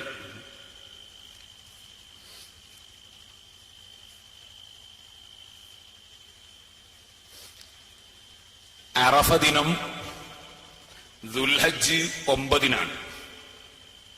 നമ്മളെ നാട്ടിൽ ദുൽഹജ്ജ് 9 എപ്പോഴാണോ അന്നാണ് നാം അറഫ ദിനത്തിൽ നോമ്പ് എടുക്കേണ്ടത്. ദുൽഹജ്ജ് 8-നും നോമ്പെടുക്കൽ സുന്നത്താണ്. ദുൽഹജ്ജ് മാസം മൊത്തത്തിൽ തന്നെ 9 വരെ നോമ്പെടുക്കുന്നത് പ്രത്യേകം പുണ്യമുള്ളതാണ്. ദുൽഹജ്ജ് 1 മുതൽക്ക് തന്നെ തക്ബീർ ചൊല്ലൽ സുന്നത്താണ്. ദുൽഹജ്ജ് 1 മുതൽ തക്ബീർ ചൊല്ലൽ സുന്നത്താണ്. പക്ഷേ എപ്പോഴും ചൊല്ലണ്ട. ഉദ്ഹിയ്യത്ത് അറുക്കാൻ പറ്റുന്ന മൃഗങ്ങളെ കാണുമ്പോഴാണ് ചൊല്ലൽ സുന്നത്ത്. അപ്പൊ പോത്തിനെ കാണുമ്പോ, കുട്ടനെ കാണുമ്പോ, പശുവിനെ കാണുമ്പോ, അത് പെണ്ണായാലും അത് കാരണം ഈ പശുവിനെ നോക്കൽ പ്രത്യേകം ഹറാമൊന്നുമില്ലല്ലോ. അപ്പോ അതുപോലെ ഒട്ടകത്തെ കാണുമ്പോ, അങ്ങനത്തെ മൃഗങ്ങളെ കാണുമ്പോ അല്ലാഹു അക്ബർ എന്ന് തക്ബീർ ചൊല്ലൽ ദുൽഹജ്ജ് 1 മുതൽ തന്നെ സുന്നത്താണ്. ദുൽഹജ്ജ് 1 ആയി കഴിഞ്ഞാൽ ഉദ്ഹിയ്യത്ത് ഉദ്ദേശിക്കുന്നവർക്ക് നഖം മുടി പോലത്തത് നീക്കം ചെയ്യാതിരിക്കൽ പ്രത്യേകം നല്ലതാണ്. ഉദ്ഹിയ്യത്ത് എല്ലാവരും ഉദ്ദേശിക്കേണ്ടതാണ്. ഒരു വീട്ടിൽ വെച്ച് ഒരാളെങ്കിലും ഉദ്ഹിയ്യത്ത് അറുക്കണം എന്നാണ്. പ്രത്യേകിച്ച് നമ്മളെ നാട്ടിലൊക്കെ ഉദ്ഹിയ്യത്ത് അറുക്കാൻ കഴിവില്ലാത്തവര് ഇല്ല എന്ന് തന്നെ പറയണം. 1500 ഉറുപ്പ്യ ഉണ്ടായാലും ഒരു ഉദ്ഹിയ്യത്തിന് ഷെയർ ഇടാൻ കഴിയും. നല്ല മാനമായിട്ട്. ചിലപ്പോൾ അതിനെക്കാളും കുറച്ചും കഴിഞ്ഞുകൂടാന്നില്ല, അതിനെക്കാളും കൂട്ടുകയും ചെയ്യാം. അപ്പൊ ഉദ്ഹിയ്യത്ത് അറുക്കണം. ഞാൻ മുമ്പ് പറഞ്ഞിരുന്നു, ഉദ്ഹിയ്യത്ത് അറുത്തിട്ട് അധ്വാനിക്കാൻ കഴിയില്ല എന്ന് വിചാരിക്കുന്നവര് നമ്മളെ പള്ളിയായിട്ട് ബന്ധപ്പെട്ടാൽ നമുക്ക് അറുക്കാനുള്ള സൗകര്യം ചെയ്യാം. അങ്ങനെ ഒരു സൽക്കവറം മുടങ്ങിപ്പോണ്ട, അധ്വാനിക്കാൻ കഴിയായിട്ട് മുടങ്ങിപ്പോണ്ട അതിനുള്ള സംവിധാനം നമുക്ക് ഉണ്ടാക്കാം. പൈസകൾ കൊടുത്താൽ മതി. അങ്ങനെ നമ്മൾ പല സ്ഥലത്തും അറുക്കാറുമുണ്ട്. ചുരുക്കുന്നു, അറഫ ദിനത്തിൽ നോമ്പെടുക്കൽ സുന്നത്താണ്. അറഫ ദിവസത്തിൽ സുബിഹി നിസ്കാരത്തിന്റെ ശേഷം മുതൽ ദുൽഹജ്ജ് 13-ന്റെ അന്നത്തെ അസറിന്റെ ശേഷം വരെ ഓരോ നിസ്കാരത്തിന്റെ ശേഷം പ്രത്യേകം തക്ബീർ ചൊല്ലൽ സുന്നത്താണ്. അതിന്റെ പുറമെ വലിയ പെരുന്നാൾ രാവ് മഗ്രിബ് മുതൽ പിറ്റേ ദിവസം നമ്മുടെ ഇമാമ് നിസ്കാരത്തിന് വേണ്ടി കൈകെട്ടുന്നത് വരെ എല്ലാ സമയത്തും തക്ബീർ ചൊല്ലൽ സുന്നത്താണ്. ദുൽഹജ്ജ് 10, 11, 12, 13 ഈ 4 ദിവസം വളരെ പ്രധാനപ്പെട്ട സൽക്കർമ്മങ്ങൾ ഹജ്ജിന്റെ ഭാഗത്ത് നടക്കുകയും നമ്മുടെ പ്രതിനിധികൾ എന്നോണം മിനയിലും മറ്റും ആളുകൾ ഒരുമിച്ച് കൂടുകയും ലക്ഷങ്ങൾ തവാഫ് ചെയ്യുകയും ഒക്കെ ചെയ്യുന്ന സമയമാണ്. ഖലീലുല്ലാഹി ഇബ്രാഹിം അലൈഹിസ്സലാത്തു വസ്സലാമിനെ അനുസ്മരിക്കുന്ന ഒരു സന്ദർഭം കൂടിയാണ്. മറ്റൊരു പഴയ ഭാഷയിൽ പറഞ്ഞാൽ ഇബ്രാഹിം നബി അലൈഹിസ്സലാമിന്റെ ആണ്ടിന്റെ സമയവും കൂടിയാണ്. ഇബ്രാഹിം നബിയെ കൊല്ലത്തിലൊരു പ്രാവശ്യം ലോക മുസ്ലിങ്ങൾ പ്രത്യേകം ആണ്ട് കഴിച്ച് അനുസ്മരിക്കുന്നു. ആ ആണ്ട് കൊല്ലം, ഒരു കൊല്ലം കഴിയുമ്പോ പ്രത്യേകം അനുസ്മരിക്കുന്നു. ആ അനുസ്മരണ ദിനങ്ങളായ 4 ദിവസവും പോത്തിനെയും കുട്ടനെയും ഒട്ടകത്തെയും ആട്ടിനെയും ഒക്കെ അറുത്ത് അതിന്റെ മാംസം വിതരണം ചെയ്യണം എന്നാണ് കൽപ്പന. ചില ആളുകൾ ബദരീങ്ങളെ ഓർമ്മിച്ച് അവരെ പേരിൽ സദഖ ചെയ്യണോ എന്ന് മനസ്സിലാക്കി ബിസ്മില്ലാഹിർ റഹ്മാനിർ റഹീം എന്ന് ബിസ്മി ചൊല്ലിക്കൊണ്ട് നമ്മളൊരു പോത്തിനെ അർത്താൽ അത് ശവമാണ് എന്ന് പറയുന്നവരുണ്ട്. കാരണം ബദരീങ്ങളെ ഓർമ്മിച്ചു പോയതുകൊണ്ട് അത് ശവമായിപ്പോയി എന്ന് പറയുന്നവരുണ്ട്. എന്നാൽ അങ്ങനെ പറയുന്ന ആളുകളും അവരുടെ പള്ളി മുറ്റത്തിൽ ഇബ്രാഹിം നബിയുടെ ആണ്ട് കഴിക്കാൻ വേണ്ടിയുള്ള കുട്ടനെ കൊണ്ടുവന്ന് കെട്ടിയത് കാണാറുണ്ട് എന്നാണ് ഞാൻ പറഞ്ഞത്. ഇബ്രാഹിം നബി അലിഹിസ്സലാമിന്റെ കൊല്ലത്തിനൊരു പ്രാവശ്യം പുതുക്കുന്ന സ്മരണയാണല്ലോ ഈ പെരുന്നാൾ ദിനങ്ങൾ. ആ സമയത്ത് ബഹുമാനപ്പെട്ടവര് മുമ്പ് ഭക്ഷണം കൊടുക്കാൻ വലിയ താല്പര്യമുള്ള ആളായതുകൊണ്ട് മഹാനവറുകളുടെ പേരിൽ ഭക്ഷണം വിതരണം ചെയ്യാനാണല്ലോ ഈ ഉദ്ഹിയത്ത് അറുക്കുന്നത് തന്നെ ബഹുമാനപ്പെട്ടവരെ അനുസ്മരിച്ചുകൊണ്ടാണല്ലോ. ഇബ്രാഹിം നബി അലി ഇസ്ലാമിന്റെയും ഇസ്മായിൽ അലി ഇസ്ലാമിന്റെയും ആണ്ടിലുള്ള സ്മരണയല്ലേ വാസ്തവത്തിൽ ആ അറിവ് കൊണ്ട് ഇവിടെ നടത്തുന്നത്. പക്ഷേ ആ സാധുക്കൾ ഇതറിയില്ല. അവരും കുട്ടനെ കൊണ്ടുവരുന്നുണ്ട്, അറക്കുന്നുണ്ട്, കൊടുക്കുന്നുണ്ട്. ഇത് ഇബ്രാഹിം നബിയുടെ സ്മരണ കാണുന്ന വിവരം ആ സാധുക്കൾ ചിന്തിക്കുന്നില്ല. മരിച്ചവരെ സ്മരിക്കാൻ പാടില്ല എന്നാണ് ആശയം. പക്ഷെ സംഗതി അവരും അറക്കുന്നുണ്ട്, കൊടുക്കുന്നുണ്ട്, ബദരീങ്ങളെ പേരിലല്ല എന്ന് മാത്രം. ഇബ്രാഹിം നബി അലി ഇസ്ലാമിന്റെ സ്മരണക്ക് ഉദ്ഹിയത്തറുക്കുന്നവൻ മാംസം കൊടുക്കുന്നു. ചിലർക്ക് ചോദ്യം ഉണ്ടാവും, ചിലപ്പോ ചോദ്യം വരണ്ട, പിന്നെ എഴുതി ചോദിച്ചിട്ട് പറയണ്ട, ഇപ്പൊ തന്നെ അങ്ങ് പറഞ്ഞേക്കാം. ഈ ആണ്ട് വയ്ക്കാന്ന് പറഞ്ഞാലും മരിച്ച ദിവസം നോക്കിയിട്ടല്ലേ ഇബ്രാഹിം നബി മരണപ്പെട്ടത് അന്നാണോ? അങ്ങനെ ആരും ചോദിച്ചു കുടുങ്ങണ്ട. കാരണം ഞാൻ ഉടനെ തിരിച്ചു ചോദിക്കും, ബദരീങ്ങളാണ്ട് എപ്പോഴാണ്? ബദരീങ്ങളാണ്ട് റമദാൻ 17. ബദരീങ്ങൾ ഒന്നാമത്തെ മെമ്പർ ആരാ? അഷ്റഫുൽ ഖൽഖ് സല്ലല്ലാഹു അലൈഹി വസല്ലം. റസൂലുള്ളാഹി വഫാത്തായത് റമദാൻ 17 അല്ല. രണ്ടാമത്തെ ആള് സയ്യിദുനാ അബൂബക്കർ സിദ്ദീഖ്. വഫാത്തായത് റമദാൻ 17 ഉമർ ഇബ്നുൽ ഖത്താബ്, ഉസ്മാൻ ഇബ്നു അഫ്ഫാൻ, അലി ഇബ്നു അബീ ത്വാലിബ്. ഉസ്മാൻ റളിയല്ലാഹു അൻഹു പങ്കെടുത്തില്ലെങ്കിലും പങ്കെടുത്തവരുടെ കൂട്ടത്തിലാണ്. ഞാൻ പറഞ്ഞു വരുന്നത്, ആ ആളുകളൊന്നും വഫാത്തായത് റമദാൻ 17 പിന്നെ എന്തേ റമദാൻ 17 ബദരീങ്ങളാണ്ട്? ആണ്ട് എന്ന് പറഞ്ഞാൽ ഒരു വർഷത്തിൽ ഒരിക്കൽ സ്മരിക്കപ്പെടലാണ്. ആ സ്മരണക്ക് പിന്നിൽ ചിലപ്പോൾ അവർ മരണപ്പെട്ട ദിവസമാകാം, ജനിച്ച ദിവസമാകാം, ചിലപ്പോൾ അവരുടെ ജീവിതത്തിലുണ്ടായ വലിയൊരു ത്യാഗത്തെ ആസ്പദമാക്കിയും ആകാം. ബദരീങ്ങൾ വലിയ ത്യാഗം ചെയ്തിട്ടുള്ള ദിവസമാണ് റമദാൻ 17. അതുകൊണ്ടാണ് റമദാൻ 17 അവരുടെ ആണ്ടിന് വേണ്ടി തെരഞ്ഞെടുത്തത്. ഖലീലുല്ലാഹി ഇബ്രാഹിം അലൈഹിസ്സലാത്തു വസ്സലാമും ഇസ്മായിൽ അലൈഹിസ്സലാത്തു വസ്സലാമും അവരുടെ ജീവിതത്തിൽ ആരെയും അത്ഭുതപ്പെടുത്തുന്ന വിധത്തിലുള്ള ത്യാഗത്തിന് മുതിർന്ന ദിവസമാണ് ദുൽഹജ്ജ് 10. അതുകൊണ്ട് തന്നെ 4 ദിവസം അതോടനുബന്ധിച്ച് തുടർന്നു നിൽക്കുന്ന ആണ്ടാണ്. 4 ദിവസവും അവരുടെ പേരിൽ അവരനുസ്മരിക്കുന്ന വിധത്തിൽ ഉദ്ഹിയ്യത്തിന്റെ മാംസം ലോകം മുഴുക്കെ അറുത്ത് വിതരണം ചെയ്യുന്നു. അവരുടെ ജീവിതത്തിൽ വലിയ ത്യാഗം നടന്ന സന്ദർഭമാണ്. ആ സന്ദർഭം വരുമ്പോൾ ആണ്ട്. ഇന്ന് ഈ സാധുവായ എന്റെ ബാപ്പയുടെ ആണ്ടിന്റെ ദിവസമാണ്. ഇന്നോ നാളെയോ അല്ലാഹു തആല അവിടുത്തെ ഖബറിനെ സന്തോഷത്തിലാക്കട്ടെ. സഹോദരന്മാരെ, ഞാൻ ഈ നാട്ടുകാരനാണല്ലോ. നിങ്ങൾക്കൊക്കെ അറിയാലോ, എന്റെ കുടുംബം ഒരു പണ്ഡിത കുടുംബമല്ല. എന്റെ ബാപ്പ എന്നെ ദർസിൽ പറഞ്ഞയച്ചത് കൊണ്ട് അൽഹംദുലില്ലാഹ് എനിക്ക് ദീനിന്റെ കാര്യം പറയാൻ അല്ലാഹു അവസരം തന്നു. ബാപ്പയുടെ ഖബർ അല്ലാഹു സന്തോഷത്തിലാക്കട്ടെ. അവിടുത്തെ എല്ലാ ദോഷങ്ങളും അല്ലാഹു വെറുത്തു കൊടുക്കുമാറാകട്ടെ. എനിക്ക് അവിടുന്ന് ചെയ്ത ഉപകാരം ചെറുതല്ല, മറക്കാൻ കഴിയില്ല, നന്ദി ചെയ്യാൻ കഴിയില്ല. ഞാൻ പറഞ്ഞു വരുന്നത്, അപ്പൊ ആണ്ട് ഒരു വർഷത്തിലൊരു പ്രാവശ്യമെങ്കിലും നമ്മിൽ നിന്ന് മരിച്ചുപോയവരെ നാം സ്മരിക്കുകയും അവരുടെ പേരിൽ ഭക്ഷണം കൊടുക്കുകയും അവരുടെ പേരിൽ ഫാത്തിഹ ദുആ ചെയ്യുകയും അവരുടെ പേരിൽ സദഖ ചെയ്യുകയും ചെയ്താൽ അവരോടുള്ള സ്നേഹം പ്രകടിപ്പിക്കലാണ്. ഇരിക്കട്ടെ, അറഫ ദിനത്തെക്കുറിച്ചും പെരുന്നാൾ ദിനത്തെക്കുറിച്ചും അതിന്റെ പുണ്യകർമ്മങ്ങളെക്കുറിച്ചൊക്കെ പറയണം എന്ന് പ്രത്യേകം പറഞ്ഞിട്ട് ഒരു പ്രത്യേകം അതിന്റെ അവസരമായിട്ടും പറയാതിരുന്നാൽ ഒരു അദബ് കേടാണ്ടാന്ന് മനസ്സിലാക്കി ഞാൻ സാന്ദർഭികമായി ഉണർത്തി എന്ന് മാത്രമേ ഉള്ളൂ. ഞാൻ വിഷയത്തിലേക്ക് പോകുന്നു.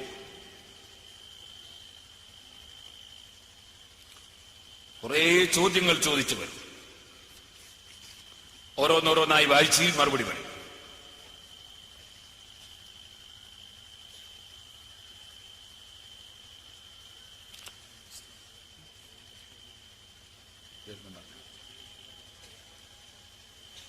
ഒന്നവിടെ സ്ഥലം ഒഴിഞ്ഞു കൊടുത്ത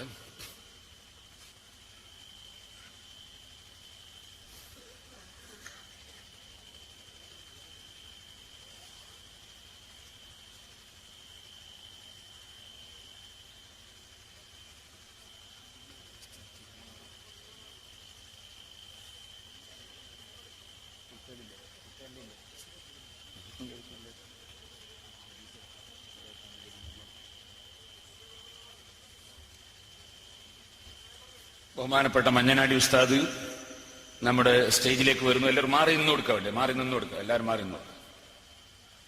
അല്ലാഹു അക്ബർ, അല്ലാഹു അക്ബർ, അല്ലാഹു അക്ബർ, ലാ ഇലാഹ ഇല്ലല്ലാഹു വല്ലാഹു അക്ബർ. ഇസ്മായിൽ സഖാഫി ഒന്ന് കൈപിടിച്ചു, കപ്പറന്ന് അല്ലാഹു അക്ബർ വലില്ലാഹിൽ ഹംദ്.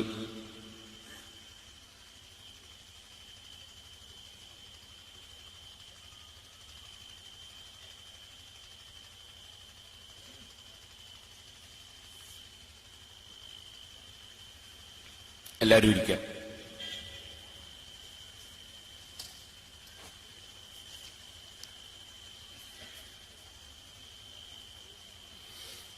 ഒരു സംശയം, സുന്നിയല്ലാത്തവരുടെ ക്ലാസ് കേൾക്കൽ ഹറാമാണെന്ന് താങ്കൾ പ്രസംഗത്തിൽ പറഞ്ഞു. വല്ല ഇമാമിങ്ങളും ഇത് പറഞ്ഞിട്ടുണ്ടോ? ഉണ്ടെങ്കിൽ എവിടെ? ഞാനത് പറഞ്ഞ ദിവസം തന്നെ ചൂണ്ടിക്കാണിച്ചിരുന്നു. ബഹുമാനപ്പെട്ട ഇമാം ഗസ്സാലി റഹ്മത്തുള്ളാഹി അലൈഹി അവിടുത്തെ ഇഹ്യാ ഉലൂമുദ്ദീനിൽ ആ കാര്യം പറഞ്ഞിട്ടുണ്ട്. വഖദൽ വാഇദു അൽ മുബ്തദിഉ യജിബു മൻഉഹു വലാ യജൂസു ഹുദൂറു മജ്ലിസിഹി. സുന്നി അല്ലാത്തവൻ ഉപദേശം നൽകുന്നുവെങ്കിൽ ഇസ്ലാമിക ഭരണാധികാരികൾ അവനെ തടയേണ്ടതാണ്. വലാ യജൂസു ഹുദൂറു മജ്ലിസിഹി, സുന്നി അല്ലാത്തവന്റെ സദസ്സിൽ പങ്കെടുക്കൽ അനുവദനീയം അല്ല.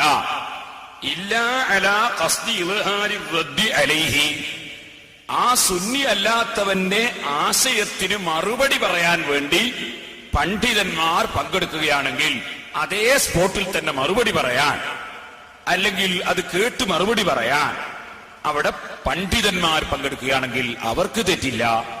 അല്ലാത്തവർ സുന്നിയല്ലാത്തവരുടെ ക്ലാസുകളിൽ പങ്കെടുക്കുന്നത് പാടില്ല, ജായിസല്ല. ഇസ്ലാമിക ഭരണാധികാരികൾ ഭരണം നടത്തുന്ന രാജ്യമാണെങ്കിൽ അവരെ അത്തരം പരിപാടിയിൽ നിന്ന് തടയേണ്ടതാണ് എന്ന് ഇമാം ഗസ്സാലി റഹിമഹുല്ലാഹ് ഇഹ്യാ ഉലൂമുദ്ദീനിൽ പറഞ്ഞിട്ടുണ്ട്.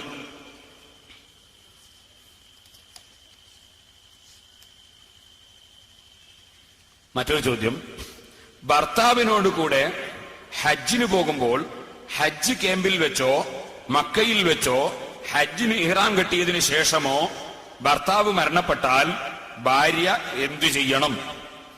വീട്ടിൽ നിന്നും സ്വന്തം നാട്ടിൽ നിന്നും ഹജ്ജിന് വേണ്ടി പുറപ്പെട്ടു കഴിഞ്ഞതിന് ശേഷം ഭർത്താവ് മരണപ്പെട്ടാൽ ആ ഭാര്യ മടങ്ങി വരേണ്ടതില്ല, അവൾക്ക് ഹജ്ജിൽ തന്നെ തുടരാവുന്നതാണ്. ഇമാം ഇബ്നു ഹജർ അൽ ഹൈതമി റഹിമഹുല്ലാഹ് തുഹ്ഫയിൽ അത് പറഞ്ഞിട്ടുണ്ട്. മറ്റൊരു ചോദ്യം, ഹജ്ജിന് പോയ സമയത്ത് ഭർത്താവ് മരണപ്പെട്ടാൽ ഇദ്ദ എങ്ങനെ? ഹജ്ജിന് പോയ സമയത്ത് ഭർത്താവ് മരണപ്പെട്ടാൽ പോയ സ്ഥലത്ത് അവർ ഇദ്ദകാലത്ത് ആചരിക്കുന്ന ആചാരങ്ങൾ നിർവഹിക്കുകയും ഹജ്ജിന്റെ അമലിന് കേടില്ലാത്ത വിധം മറ്റ് സംഗതികളൊക്കെ ആചരിക്കുകയും ഹജ്ജ് കഴിഞ്ഞു വന്ന ഉടനെ ഇദ്ദയുടെ ബാക്കി കാലം വീട്ടിൽ നിന്ന് എവിടെയും പോകാതെ തന്നെ പൂർത്തീകരിക്കുകയും ചെയ്യേണ്ടതാണ്. അതും നേരത്തെ പറഞ്ഞതുപോലെ ഇമാമിങ്ങൾ രേഖപ്പെടുത്തിയിട്ടുണ്ട്. വേറൊരു ചോദ്യം, ഭർത്താവിന്റെ മകളുടെ ഭർത്താവിനെ തൊടാൻ പറ്റുമോ? ഭർത്താവിന്റെ മകളുടെ ഭർത്താവിനെ തൊടാൻ പറ്റുമോ എന്നുവെച്ചാൽ സ്വന്തം മകളെ ഭർത്താവ് പുതിയാപ്പള അമ്മായിക്ക് തൊടാലോ. ഇതങ്ങനല്ല, സ്വന്തം മകളല്ല, ഭർത്താവിന്റെ മകളാണ്. അങ്ങനെ ഭർത്താവിന്റെ മകളുടെ ഭർത്താവിനെ തൊടാൻ പറ്റുമോ എന്നാണ്. പറ്റില്ല, പാടില്ല എന്നാണ് മറുപടി. ഭാര്യയുടെ മകളെ ഭർത്താവിന് തൊടാമോ? ഭാര്യയുടെ മകളുമായി ഭാര്യയുടെ മകളെ ഭർത്താവിന് തൊടാം. പക്ഷേ ഈ ഭർത്താവും ഭാര്യയുമായി സംസർഗത്തിൽ ഏർപ്പെട്ട് കഴിഞ്ഞതിന് ശേഷമായിരിക്കണം. അഥവാ വീട്ടിൽ കൂടി ഭർത്താവും ഭാര്യയുമായി ബന്ധപ്പെട്ടതിന് ശേഷമാണെങ്കിൽ ഭാര്യയുടെ മകളെ ഈ ഉമ്മയുടെ ഭർത്താവിന് തൊടാവുന്നതാണ്.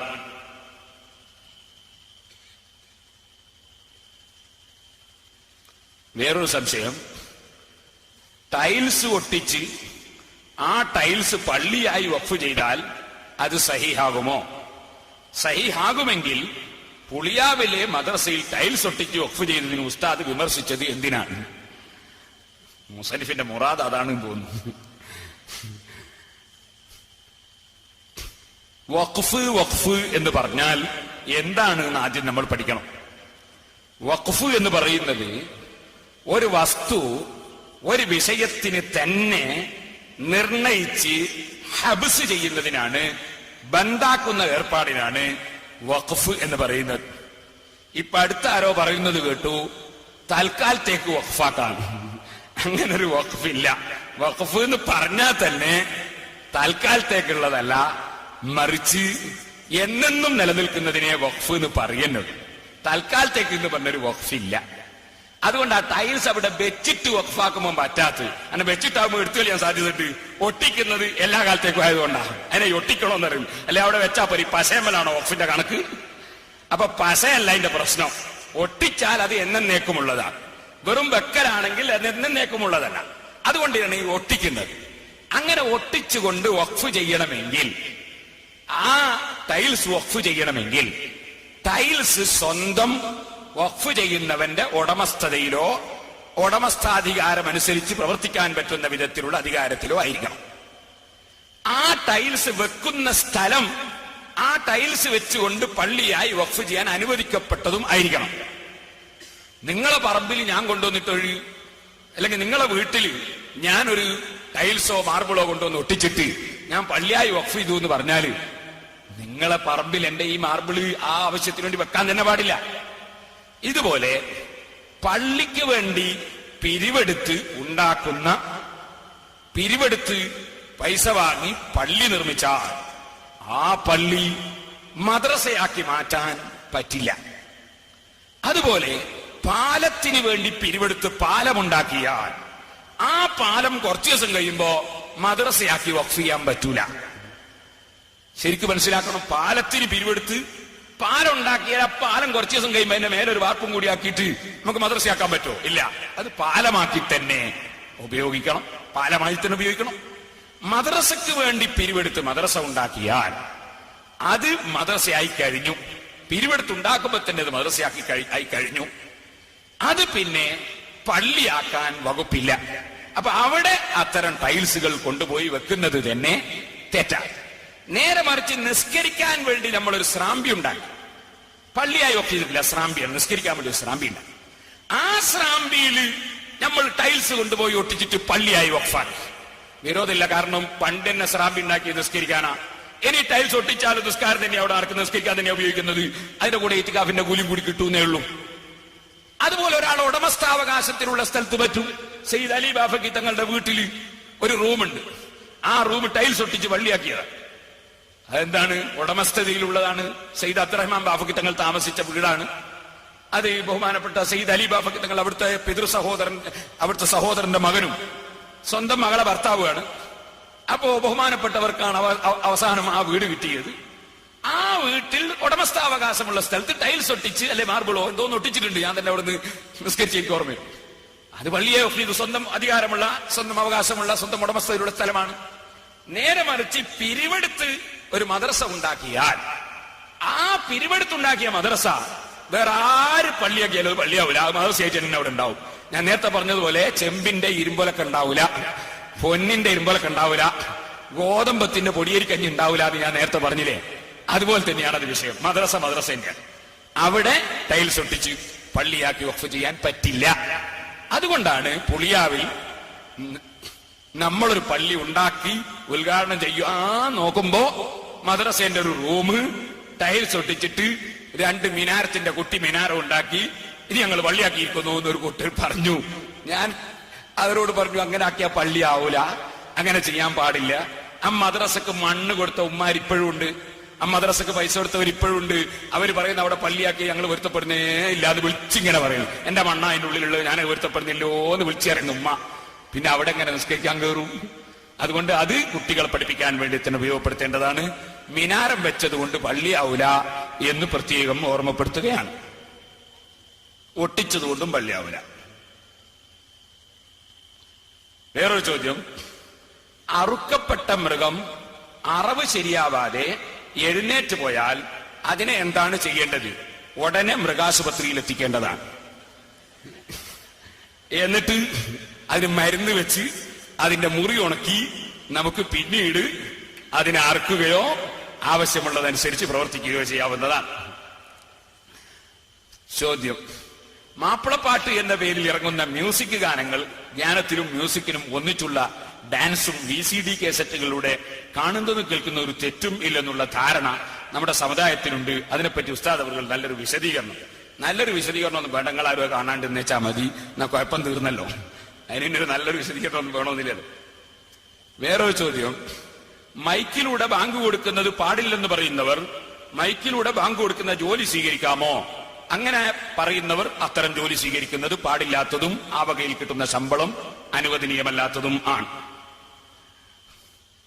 മറ്റൊരു ചോദ്യം, കാരണം അവരെ വിശ്വാസത്തിൽ അത് തെറ്റാണ്. തെറ്റായൊരു വിശ്വാസം, എന്റെ വിശ്വാസത്തിൽ തെറ്റായ കാര്യം ചെയ്ത് പള്ളിയുടെയും മദ്രസയുടെയും കാശ് വാങ്ങൽ അനുവദനീയം അല്ല. അതുകൊണ്ടാണ് ശമ്പളം പറ്റൽ അനുവദനീയമാവുകയില്ല എന്ന് പറഞ്ഞത്. മറ്റൊന്ന്, തെറ്റുകൾ പരസ്യമാക്കൽ ഒരു തെറ്റാണെങ്കിൽ മായിസ് റളിയല്ലാഹു അൻഹു വ്യഭിചാര കേസ് പരസ്യമാക്കിയത് ഒരു തെറ്റല്ലേ? ലാ യുഹിബ്ബുല്ലാഹുൽ ജഹ്റ ബിസ്സൂഅ്, തെറ്റായ കാര്യങ്ങൾ പരസ്യപ്പെടുത്തുന്നത് അല്ലാഹ് ഇഷ്ടപ്പെടുന്നില്ല. അതുകൊണ്ട് തന്നെ തെറ്റുകൾ പരസ്യപ്പെടുത്താൻ പാടില്ല. ഞാൻ 2 ദിവസം മുമ്പ് ശ്ലീലവും അശ്ലീലവും എന്ന വിഷയത്തെ സംബന്ധിച്ച് സംസാരിക്കുമ്പോൾ ഞാൻ ഉദാഹരണത്തിന് പറഞ്ഞിരുന്നു. അന്നാണെന്ന് ഞാൻ എന്റെ ഓർമ്മ. നമ്മുടെ 7 ദിവസത്തെ പ്രസംഗത്തിന്റെയും CD കേസറ്റുകൾ കിട്ടും, ചില ഓഡിയോ കേസറ്റുകളും ഇറങ്ങിയിട്ടുണ്ട്. കേൾക്കാത്തവർക്ക് വാങ്ങി കേൾപ്പിക്കാവുന്നതും ആണ്. അതിലിടയ്ക്ക് ഞാൻ പറഞ്ഞിരുന്നു, ഒരു സ്ത്രീയും ഭർത്താവും കൂടി ഹജ്ജിന് പോയി മിനയിൽ വെച്ച് കല്ലെറിയാൻ വേണ്ടി പോകുമ്പോ ഭർത്താവിനോട് ഞാൻ വരുന്നില്ല എന്ന് പറഞ്ഞൊരു സ്ത്രീ വാശി പിടിച്ചു. അവസാനം കാര്യം തിരക്കിയപ്പോ നമ്മളെ 3 മക്കളും നിങ്ങളതല്ല, ഞാൻ നിങ്ങളെ കൊണ്ടത് പൊരുത്തപ്പെടിക്കാതെ കല്ലെറിഞ്ഞിട്ട് എന്താണ് കാര്യം എന്ന് പറഞ്ഞതിനാൽ ആ ഭർത്താവ് ആ സ്ത്രീയെ തൽക്കാലം കൊണ്ടുപോയി കല്ലെറിയിച്ച് തിരിച്ച് നാട്ടിലെത്തിച്ചപ്പോ ആ ഭർത്താവ് ആ സ്ത്രീയെ വിവാഹമോചനം നടത്തി എന്നൊരു സംഭവം ഞാൻ പറഞ്ഞിരുന്നു. അപ്പോൾ ഞാൻ ഉണർത്താൻ ഉദ്ദേശിച്ചൊരു കാര്യമാണ്. അതേതായാലും ചോദിച്ചതിന്, ആ സ്ത്രീ വാസ്തവത്തിൽ അള്ളാഹുവിനോട് കരഞ്ഞു പറഞ്ഞ് തൗബ ചെയ്താൽ മതിയായിരുന്നു. ഭർത്താവിനോട് അത് പറയൽ അനിവാര്യമുണ്ടായിരുന്നില്ല. അള്ളാഹുവിലേക്ക് ഖേദിച്ച് മടങ്ങി, മനസ്സിന്റെ അടിത്തട്ടിൽ ഖേദിച്ച് മടങ്ങി, ഇനി ജീവിതത്തിൽ ഒരിക്കലും ഞാനത് ചെയ്യുകയില്ല എന്ന് ഉറപ്പിച്ച് ആ സ്ത്രീ പടച്ചവനോട് കരഞ്ഞു പറഞ്ഞാൽ മതിയായിരുന്നു. പക്ഷെ ആ സ്ത്രീ ആ ഭർത്താവിനോടത് പറഞ്ഞു. അതിന്റെ പേരിൽ ഭർത്താവ് അവളെ തലാഖ് ചൊല്ലുന്നൊരവസ്ഥയും ഉണ്ടായി. ഇരിക്കട്ടെ, ഞാൻ അതിനെ സംബന്ധിച്ചല്ല പറയുന്നു. ഒരിക്കലും തന്നെ ഒരു തെറ്റ് ചെയ്താൽ ആ തെറ്റ് സ്വന്തത്തിൽ തന്നെ മൂടി വെക്കുകയും അള്ളാഹുവിനോട് കരഞ്ഞു പറഞ്ഞ് പൊറുപ്പിക്കുകയും അല്ലാതെ മറ്റൊരാളോടും അത് പറയാതിരിക്കുകയാണ് വേണ്ടത്, പറയുകയല്ല വേണ്ടത്. ഇത് അടിസ്ഥാനപരമായി ആദ്യമായി ഞാൻ പറയും, അള്ളാഹുവിനോടാണ് പറയുന്നത്, മറ്റുള്ളവരോട് പറയേണ്ടത്. നമ്മൾ ഒരുപാട് തെറ്റിയിട്ട് വരണമെങ്കിൽ മൊത്തത്തിൽ വേണമെങ്കിൽ ഉസ്താദെ ഞാൻ വലിയ തെറ്റുകാരനാണ്, എനിക്ക് പ്രാർത്ഥിക്കണം എന്നൊക്കെ പറയാം. അത് തെറ്റ് ചെയ്യാത്തവനും പറയാം. അങ്ങനെയാണ് വിനയം. തെറ്റ് ചെയ്യാത്തവൻ ഞാൻ തെറ്റുകാരനാണ് എന്ന് തന്നെയാണ് പറയേണ്ടത്. ഒരിക്കലും തന്നെ നമ്മൾ 100% ക്ലിയർ ആണ് എന്ന് പറയാനോ വിശ്വസിക്കാനോ പാടില്ല. ഇരിക്കട്ടെ, അപ്പോ തെറ്റ് പരസ്യപ്പെടുത്തരുത് എന്നാണ്. അപ്പൊ സംശയം മായിസ് റളിയല്ലാഹു അൻഹു തെറ്റ് പരസ്യപ്പെടുത്തിയില്ലേ എന്നാണ്. മായിസ് റളിയല്ലാഹു അൻഹു തെറ്റ് പരസ്യപ്പെടുത്തിയതല്ല. അള്ളാഹുവിന്റെ റസൂലിന്റെ അടുക്കൽ വന്ന് പറഞ്ഞത് തഹിർനി യാ റസൂലല്ലാഹ്, എന്നെ ശുദ്ധിയാക്കി തരണം നബിയേ എന്ന, എന്നെ ഒന്ന് കഴുകി വൃത്തിയാക്കി തരണം നബിയേ എന്ന. ഫീമ ഉതഹിറുക, ഏത് വിഷയത്തിലാണ് നിന്നെ ഞാൻ ശുദ്ധിയാക്കേണ്ടത് എന്ന് അള്ളാഹുവിന്റെ റസൂൽ ചോദിച്ചപ്പോ മറുപടിയായി പറയേണ്ടി വന്നതാണ്, നബിയെ ഞാൻ വ്യഭിചാരം നടത്തിപ്പോയി. പറഞ്ഞത് എന്നെ ശുദ്ധിയാക്കി തരണം നബിയെ എന്നാണ്. അപ്പൊ ശുദ്ധിയായി കിട്ടാൻ വേണ്ടി ഇസ്ലാമിക ഭരണാധികാരിയും ആത്മീയ നേതാവും നിർദ്ദേശങ്ങൾ ലഭിക്കേണ്ട വ്യക്തിയുമായ നബി സല്ലല്ലാഹു അലൈഹി വസല്ലം തങ്ങളോട് മായിസ് റളിയല്ലാഹു അൻഹു ഒന്ന് പുറത്തു കിട്ടാൻ വേണ്ടി പറഞ്ഞതാണ്, അല്ലാതെ അത് പറഞ്ഞറിയിക്കാൻ വേണ്ടി പറഞ്ഞതല്ല. ദോഷമൊന്ന് വെറുത്ത് കിട്ടാൻ, ശുദ്ധീകരിച്ച് കിട്ടാൻ ആവശ്യമായത് വേണം. ആ നിലയ്ക്ക് നബി സല്ലല്ലാഹു അലൈഹി വസല്ലം തങ്ങളോട് പറഞ്ഞതാണ്.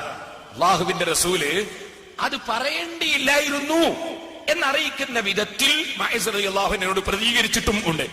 അള്ളാഹുവിന്റെ റസൂൽ പറഞ്ഞത്, നീ ചുംബിച്ചു പോയതായിരിക്കാം, തൊട്ടുപോയതായിരിക്കാം എന്ന് വരെ നബി സല്ലല്ലാഹു അലൈഹി വസല്ലം ആ പറഞ്ഞതിൽ നിന്ന് മാറിക്കളയാനുള്ള സൂചന വരെ നബി സല്ലല്ലാഹു അലൈഹി വസല്ലം നൽകിയിരുന്നു. പക്ഷേ മഅ്ഇസ് റളിയല്ലാഹു അൻഹു, നബിയെ ഞാൻ അതൊന്നുമല്ല, വ്യഭിചരിച്ചു പോയത് തന്നെയാണ്, എന്നെ ശുദ്ധീകരിക്കണം എന്നാവശ്യപ്പെട്ടപ്പോൾ ഇസ്ലാമിക ഭരണാധികാരി എന്ന നിലക്ക് ഇസ്ലാമിന്റെ ശിക്ഷ നബി സല്ലല്ലാഹു അലൈഹി വസല്ലം തങ്ങൾ നടപ്പാക്കി. അതൊരു മതകർമ്മം പഠിപ്പിക്കാനുള്ള വിഷയമായതുകൊണ്ട് പിൽക്കാലത്ത് അത് റിപ്പോർട്ട് ചെയ്യപ്പെടുകയും ചെയ്തു എന്നല്ലാതെ മഅ്ഇസ് റളിയല്ലാഹു അൻഹു ഒരു തെറ്റ് ചെയ്തിട്ട് അത് മറ്റുള്ളവരോടൊക്കെ വിളിച്ചു പറഞ്ഞതല്ല. ഇന്നത്തെ കാലത്തൊരു സ്വഭാവമുണ്ട്. ഒരാൾ പോയി കള്ളു കുടിക്കുക, കള്ളു കുടിച്ച് വന്നിട്ട് അങ്ങാടിയിൽ ഇരുന്നിട്ട് കള്ളു കുടിക്കാൻ പോയ സംഭവങ്ങളൊക്കെ ഇങ്ങനെ പറയാം. അല്ലെങ്കിൽ ഒരു വ്യഭിചാരം നടത്തുക, എന്നിട്ട് മറ്റു ചെറുപ്പക്കാരെ സംഘടിപ്പിച്ചിട്ട് വ്യഭിചാരത്തിന് പോയ സംഭവങ്ങൾ ഇങ്ങനെ പറയുക. അതുകൊണ്ട് ഉണ്ടാകുന്നത് ധാരാളം ആളുകൾ വ്യഭിചാരത്തിലേക്ക് പോകാൻ അത് കാരണമാകും, ധാരാളം ആളുകൾ കള്ളുപിടിക്കാൻ അത് കാരണമാകും. അതിന്റെ പുറമെ അല്ലാഹുവിന് കടുത്ത വെറുപ്പ്. എന്നോടോ തെറ്റ് ചെയ്തു എന്നിട്ട് മറ്റുള്ളവരോടൊക്കെ അവനിങ്ങനെ വിളിച്ചു പറയണോ എന്ന നിലക്ക് അല്ലാഹുവിന് കടുത്ത വെറുപ്പും ഉണ്ടാകും. അതുകൊണ്ട് എപ്പോഴും തെറ്റ് മൂടിവെക്കുക തന്നെയാണ് വേണ്ടത്, പറയുകയല്ല എന്ന് ഓർമ്മപ്പെടുത്തുകയാണ്. മറ്റൊരാൾക്ക് ഹക്കുകൾ കൊടുത്തു വിട്ടാനുണ്ടെങ്കിൽ തൗബ ശരിയാകാൻ വേണ്ടി ഹക്ക് നമ്മൾ കൊടുത്തു വിട്ടണം. മറ്റൊരാളെ ഏതെങ്കിലും ഒരു സദസ്സിൽ വെച്ചോ മറ്റോ മാനക്കേടാക്കിയിട്ടുണ്ടെങ്കിൽ, അത് അദ്ദേഹം അറിഞ്ഞിട്ടുമുണ്ടെങ്കിൽ, അദ്ദേഹത്തെ സദസ്സിൽ വെച്ച് മാനക്കേടാക്കി, അദ്ദേഹം അറിയാം എന്നെ അയാൾ മാനക്കേടാക്കി എന്നറിയാം, എന്നാൽ അത് അദ്ദേഹത്തെ കൊണ്ട് നേരിൽ പറഞ്ഞു പൊരുത്തപ്പെടിക്കണം. നേരെ മറിച്ച് ഒരാളെ ഗീബത്ത് പറഞ്ഞു പോയി. ഇന്നലെ പ്രസംഗം കഴിഞ്ഞ് സ്റ്റേജിൽ തുടങ്ങുന്ന ഒരു ചെറിയ ചെറുപ്പക്കാരൻ വന്ന്, ഉസ്താദെ ഞാൻ നിങ്ങളെ കൊണ്ട് എന്തൊക്കെയോ പറഞ്ഞിരുന്നു, ഒക്കെ പൊരുത്തപ്പെടണമെന്ന് പറഞ്ഞു. ഞാൻ പറഞ്ഞു, എനിക്കും അള്ളാഹു തആല പൊറുത്തു തരട്ടെ, ഞാൻ എന്താ നബിയാ, എനിക്കും ഉണ്ടാവില്ല ഒരുപാട് തെറ്റുകൾ, അതുകൊണ്ട് എനിക്കും നിനക്കും അള്ളാഹു പൊറുത്തു തരട്ടെ എന്ന് ഞാൻ ആ ചെറുപ്പക്കാരനോട് പറഞ്ഞു. അങ്ങനെ പറയേണ്ട ആവശ്യം ഇല്ല. ഒരാളെ സംബന്ധിച്ച് ഒരാൾ ഗീബത്ത് പറഞ്ഞു, ആ ഗീബത്ത് പറഞ്ഞ് അയാൾ അറിയില്ല, ഞാൻ പറഞ്ഞറിയിക്കേണ്ട ആവശ്യം ഇല്ല. മറിച്ച് അദ്ദേഹത്തിന് വേണ്ടി നമ്മൾ സ്വയം നമുക്ക് വേണ്ടി പൊറുക്കലിനെ ചോദിക്കുന്നതിന്റെ പുറമെ ആരെക്കുറിച്ചാണോ നമ്മൾ പറഞ്ഞു പോയത് അയാൾക്ക് വേണ്ടിയും അള്ളാഹിനോട് കുറെ പറയാം. പേരോട് അബ്ദുറഹ്മാനെ സംബന്ധിച്ച് ഗീബത്ത് പറഞ്ഞ ഒരാളാണെങ്കിൽ അയാൾ പടച്ചവനെ എനിക്കും പുറത്തു തരണോ, പേരോടനും പുറത്തുകൊടുത്തേക്കണം എന്ന് കുറെ പറയാ. അതാ വേണ്ടത്, അല്ലാതെ പറഞ്ഞറിയിക്കേണ്ട ആവശ്യം ഇല്ല എന്ന് സാന്ദർഭികമായി ഉണർത്തുകയാണ്. രണ്ടാമത്തെ ചോദ്യം, കോഴി മാംസം ഉദ്ഹിയ്യത്തിന് പറ്റുമോ എന്നാണ്. കോഴി മാംസം പുതിയാപ്പള സൽക്കാരത്തിന് പറ്റും, രോഗങ്ങളൊന്നും വേറെ ഇല്ലെങ്കിൽ. അല്ലാതെ കോഴി ഉദ്ഹിയ്യത്ത് അറുക്കാമെന്ന് 4 മദ്ഹബിലും ഇല്ല. ഇബ്നു അബ്ബാസ് റളിയല്ലാഹു അൻഹുവിൽ നിന്ന് എന്തോ ഒരു ഖൗല് ഉദ്ധരിക്കപ്പെടുന്നത് കൊണ്ട് അത് 4 മദ്ഹബിന്റെയും പുറത്തായതിനാൽ അതുകൊണ്ട് ഫത്വ കൊടുക്കാനോ അത് പിടിച്ച് കോഴിനെ ഉദ്ഹിയ്യത്തറുത്തിട്ട് അങ്ങനെ ലാഭെടുക്കാനോ ആരും തുനിയരുത് എന്ന് ഓർമ്മപ്പെടുത്തുകയാണ്. ഏതെങ്കിലും പണ്ഡിതന്മാര്, പഴയ കാലത്ത് കഴിഞ്ഞു പോയ ഏതെങ്കിലും പണ്ഡിതന്മാര് ഞെരിക്കം പിടിച്ചിട്ട് വളരെ വിഷമിച്ച കാലഘട്ടത്തിൽ കൂട്ടനാരന്റെ ഒരു ഷെയർ ചെയ്യാനും കഴിയൂല, പോത്തിന്റെ ഷെയർ ചെയ്യാനും കഴിയൂല, ആട്ടിനെ അറക്കാനും കഴിയൂല, ഒട്ടകത്തിന് ഷെയർ ചെയ്യാനും കഴിയൂല, ഉദ്ഹിയ്യത്തറക്കണമെന്ന് ഭയങ്കര ആശയുണ്ട്. അങ്ങനത്തെ ഏതെങ്കിലും മുരീദന്മാരോ മറ്റോ ചില ശൈഖന്മാരോട് ചിലപ്പോ വന്നിട്ട് ചോദിച്ചപ്പോ ഇബ്നു അബ്ബാസിന്റെ ഒരു കൗലുണ്ട്, നീ വേണമെങ്കിൽ ഒരു കോഴിനങ്ങറുത്ത് എന്റെ ഊതി മാറ്റിക്കളാന്നോ മറ്റോ പറഞ്ഞതായി ഏതെങ്കിലും ബിറിയയിലോ വാജൂരിയിലോ മറ്റോ കണ്ടാൽ അതൊക്കെ മസാലയാക്കി പറഞ്ഞു പറഞ്ഞ് ആളുകളെ പേഴ്പ്പിക്കരുത് എന്ന് മുസ്ലിം മുസ്ലിയാന്മാരോട് പ്രത്യേകം ഓർമ്മപ്പെടുത്തുകയും ചെയ്യുകയാണ്.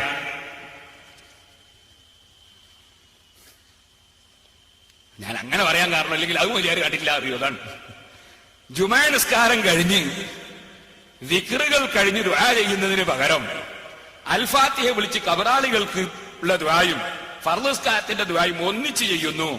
ഇത് സുന്നത്തിന് വിരുദ്ധമാണോ വിശദീകരിച്ചാലും, ഒരത്യാവശ്യത്തിനോ അല്ലെങ്കിൽ ആളുകൾ രണ്ടിനും കൂടി നിൽക്കൂലെന്ന് കണ്ടിട്ടോ അങ്ങനത്തെ എന്തെങ്കിലും ഒരു നല്ല ഉദ്ദേശത്തോടു കൂടി വല്ല മുസ്ലിയാരും അങ്ങനെ ചെയ്തിട്ടുണ്ടെങ്കിൽ അയാളെ പുറത്താക്കേണ്ട ആവശ്യമൊന്നുമില്ല. അത് ഒരു വലിയ അബദ്ധവും കുറ്റവുമായി കാണേണ്ടതില്ല. പക്ഷേ രണ്ടായി ദുആ ചെയ്യുന്ന സ്ഥലത്ത് ഇത് പറഞ്ഞത് കൊണ്ട് അത് ഒന്നാക്കി മാറ്റുകയും വേണ്ട എന്ന് ഓർമ്മപ്പെടുത്തുകയാണ്. ഭൂമിശാസ്ത്രം ഇസ്ലാമിൽ ഉണ്ടോ? എല്ലാ ശാസ്ത്രവും ഇസ്ലാമിലുണ്ട്. ഇസ്ലാം എല്ലാ ഇൽമിന്റെയും കേന്ദ്രമാണ്. ഖുർആൻ എല്ലാ ഇൽമിന്റെയും കേന്ദ്രമാണ്. അതിൽ ഒരു ശാസ്ത്രവും ഇസ്ലാം വിട്ടുകളഞ്ഞിട്ടില്ല. ഭൂഗർഭശാസ്ത്രമുണ്ട്, ഭൂമിശാസ്ത്രമുണ്ട്, എല്ലാ ശാസ്ത്രവും ഇസ്ലാമിൽ ഉണ്ട്. പിന്നത്തെ ചോദ്യം, താമസിക്കാൻ പറ്റാത്ത സ്ഥലം ഉണ്ടോ? ധാരാളം ഉണ്ട്. കൊതുകുള്ള സ്ഥലം, അതുപോലെ ഈ മത്സ്യ മാർക്കറ്റിന്റെ അടുക്കലൊക്കെ നാറുന്ന സ്ഥലം ഉണ്ടെങ്കിൽ അങ്ങനത്തെ സ്ഥലം, അതുപോലെ വന്യമൃഗത്തിന്റെ ശല്യമുള്ള സ്ഥലവും, പാമ്പ് തേളിന്റെ ഒക്കെ ശല്യമുള്ള സ്ഥലവും, ശൈത്താന്റെ ശല്യമുള്ള സ്ഥലവും, മുജാഹിദീങ്ങളെ ശല്യമുള്ള സ്ഥലവും, ജമാഅത്ത് ഇസ്ലാമിന്റെ ശല്യമുള്ള സ്ഥലവും, അതുപോലെ ഖാദിയാനിയുടെ ശല്യമുള്ള സ്ഥലവും, അതുപോലെ കള്ളത്തരീക്കത്തുകാരെ ശല്യമുള്ള സ്ഥലവും, ഇങ്ങനെ തുടങ്ങി ശല്യങ്ങളുള്ള സ്ഥലങ്ങളിൽ താമസിക്കുമ്പോൾ താമസിക്കാത്ത സ്ഥലം പറ്റാത്ത സ്ഥലമാവും. അത് ശൈത്താന്മാരെ ശല്യം കൊണ്ടുപോകും. ശൈത്താൻ ജിന്നിന്റെ കൂട്ടത്തിലുണ്ട്, മനുഷ്യന്മാരുടെ കൂട്ടത്തിലുണ്ട്. ശയാത്തീനിൽ ഇൻസി വൽ ജിന്നി എന്നല്ലേ ഖുർആൻ പറഞ്ഞത്. അപ്പൊ രണ്ടു കൂട്ടത്തിലും ശൈത്താന്മാരുള്ളത് കൊണ്ട് രണ്ട് ശൈത്താനുള്ള സ്ഥലം ഉണ്ടാവും. അപ്പൊ ചിലപ്പോ ജിന്നുകളിൽപ്പെട്ട ശൈത്താന്മാരുള്ള ചില സ്ഥലങ്ങളുണ്ടാവും, അവിടെ താമസിക്കാൻ പറ്റാതുണ്ടാവും. അങ്ങനെയൊക്കെ പല സ്ഥലങ്ങളും താമസിക്കാൻ പറ്റാത്തതുണ്ടാവും.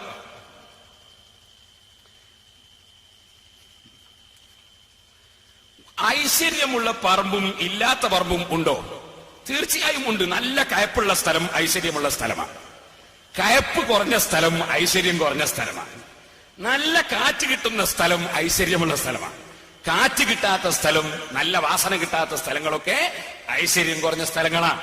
ഐശ്വര്യമുള്ള സ്ഥലവും ഇല്ലാത്ത സ്ഥലവും ഉണ്ട്. കുറ്റിക്കാരൻ പറയുന്നുണ്ടല്ലോ, അതാരാന്ന് എനിക്ക് മനസ്സിലായിട്ടില്ല.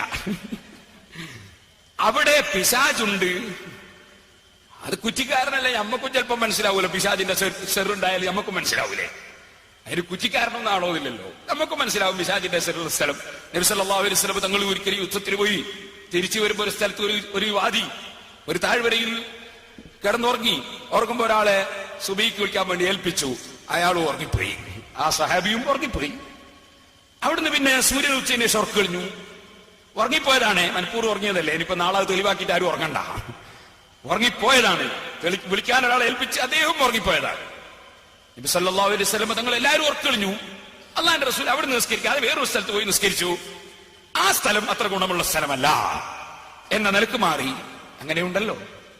അതുപോലെ വലിയ അദാബ് ഇറങ്ങിയ ചില സ്ഥലങ്ങളിലെ ലൂത്ത് നബി അലൈഹി ഇസ്ലാമിന്റെ ആളുകളെ ജിബ്രീൽ അലൈഹിസ്സലാം ഭൂമി കൊണ്ടുവന്ന് മറിച്ചിട്ട് സ്ഥലമില്ലേ? അത്തരം സ്ഥലത്തെത്തുമ്പോ വേഗം നടന്നു കളയണം എന്ന് തന്നെ ഇല്ലേ? കാരണം അത് അദാബ് ഇറങ്ങുന്ന സ്ഥലം, അദാബ് ഇറങ്ങിയ സ്ഥലം. അപ്പൊ മോശമായ സ്ഥലങ്ങളും ഉണ്ട് എന്നുറപ്പാണല്ലോ. പിന്നെ പിശാചുണ്ട്, വരവുണ്ട്, താമസിക്കാൻ പറ്റില്ല. വരവുണ്ടായ താമസിക്കല്ലേ വേണ്ടത്, ചെലവുണ്ടാവുമല്ലേ പേടിക്കേണ്ടത്. വരവുള്ള സ്ഥലത്താണ് എപ്പോഴും താമസിക്കേണ്ടത്. ചെലവുണ്ടെങ്കിലാണ് നമ്മൾ പേടിക്കേണ്ടത്. ധാരാളം ആളുകൾക്ക് രോഗമാകുന്നു, ഇപ്പൊ ചെലവായി പോകുന്നു, അതാണ് ഭയപ്പെടേണ്ടത്. വരവ് പേടിക്കണ്ടില്ലല്ലോ. വരവല്ലേ എല്ലാവരും പ്രതീക്ഷിക്കുന്നത്. നമ്മൾ തന്നെ കവർ കൊടുത്തൊക്കെ വരവിന് വേണ്ടിയല്ലേ. പക്ഷെ എനിക്ക് വേണ്ടിയല്ല, നമ്മളെ ദീനീ സ്ഥാപനത്തിന് വേണ്ടിയാണ് എന്നല്ലാതെ. വരവ് നല്ലതാ. താമസിക്കാൻ പറ്റില്ല.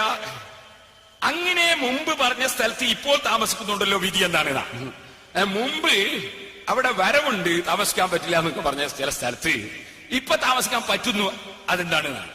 അത് ആ പറഞ്ഞതിനർത്ഥം, അത് പറഞ്ഞതൊരു മഹാനാണെങ്കിൽ, ഏതോ ശൈത്താന്റെ കൂട്ടാളി പറഞ്ഞാണെങ്കിൽ അല്ലട്ടോ, ഒരു വലിയൊരു മഹാൻ, ഒരു വലിയോ ഒരു ആലിമോ ഒരു പ്രധാനപ്പെട്ട സയ്യിദോ അങ്ങനത്തെ ഒരു മഹാനാണ് പറഞ്ഞത് അവിടെ ഒരു ശൈത്താന്റെ വരവുണ്ട്. ശൈത്താൻ വരവുണ്ട്. ശൈത്താൻ വരിക എന്നൊരു സംഗതിയില്ലേ? ശൈത്താൻ വരലുണ്ടല്ലോ. ഈ മൗലിദും കാത്തിയും കഴിക്കാൻ അധികവും ശൈത്താൻ വരും. അതുപോലെ ദീനിനെതിരായ കാര്യങ്ങളൊക്കെ ചെയ്താൽ ശൈത്താൻ വരും. എല്ലാ വീട്ടിലും ശൈത്താൻ ദിവസവും വരുന്നുണ്ട്. ബിസ്മില്ലാഹിർ റഹ്മാനിർ റഹീം എന്ന് ചൊല്ലിയിട്ട് വീട്ടിൽ കടന്നാൽ ശൈത്താൻ നമ്മളെ കൂടെ കിടന്നുറങ്ങൂല, അവൻ തിരിച്ചു പോകും. ഇല്ലെങ്കിൽ ആ വരവ് വന്ന ശൈത്താൻ അവിടെ കിടന്നുറങ്ങും. എല്ലാ വീട്ടിലും ശൈത്താന്റെ വരവുണ്ട്. എന്നാൽ ആ ശൈത്താൻ കൂടുതൽ വരുന്ന ചില സ്ഥലങ്ങളുണ്ടാവും.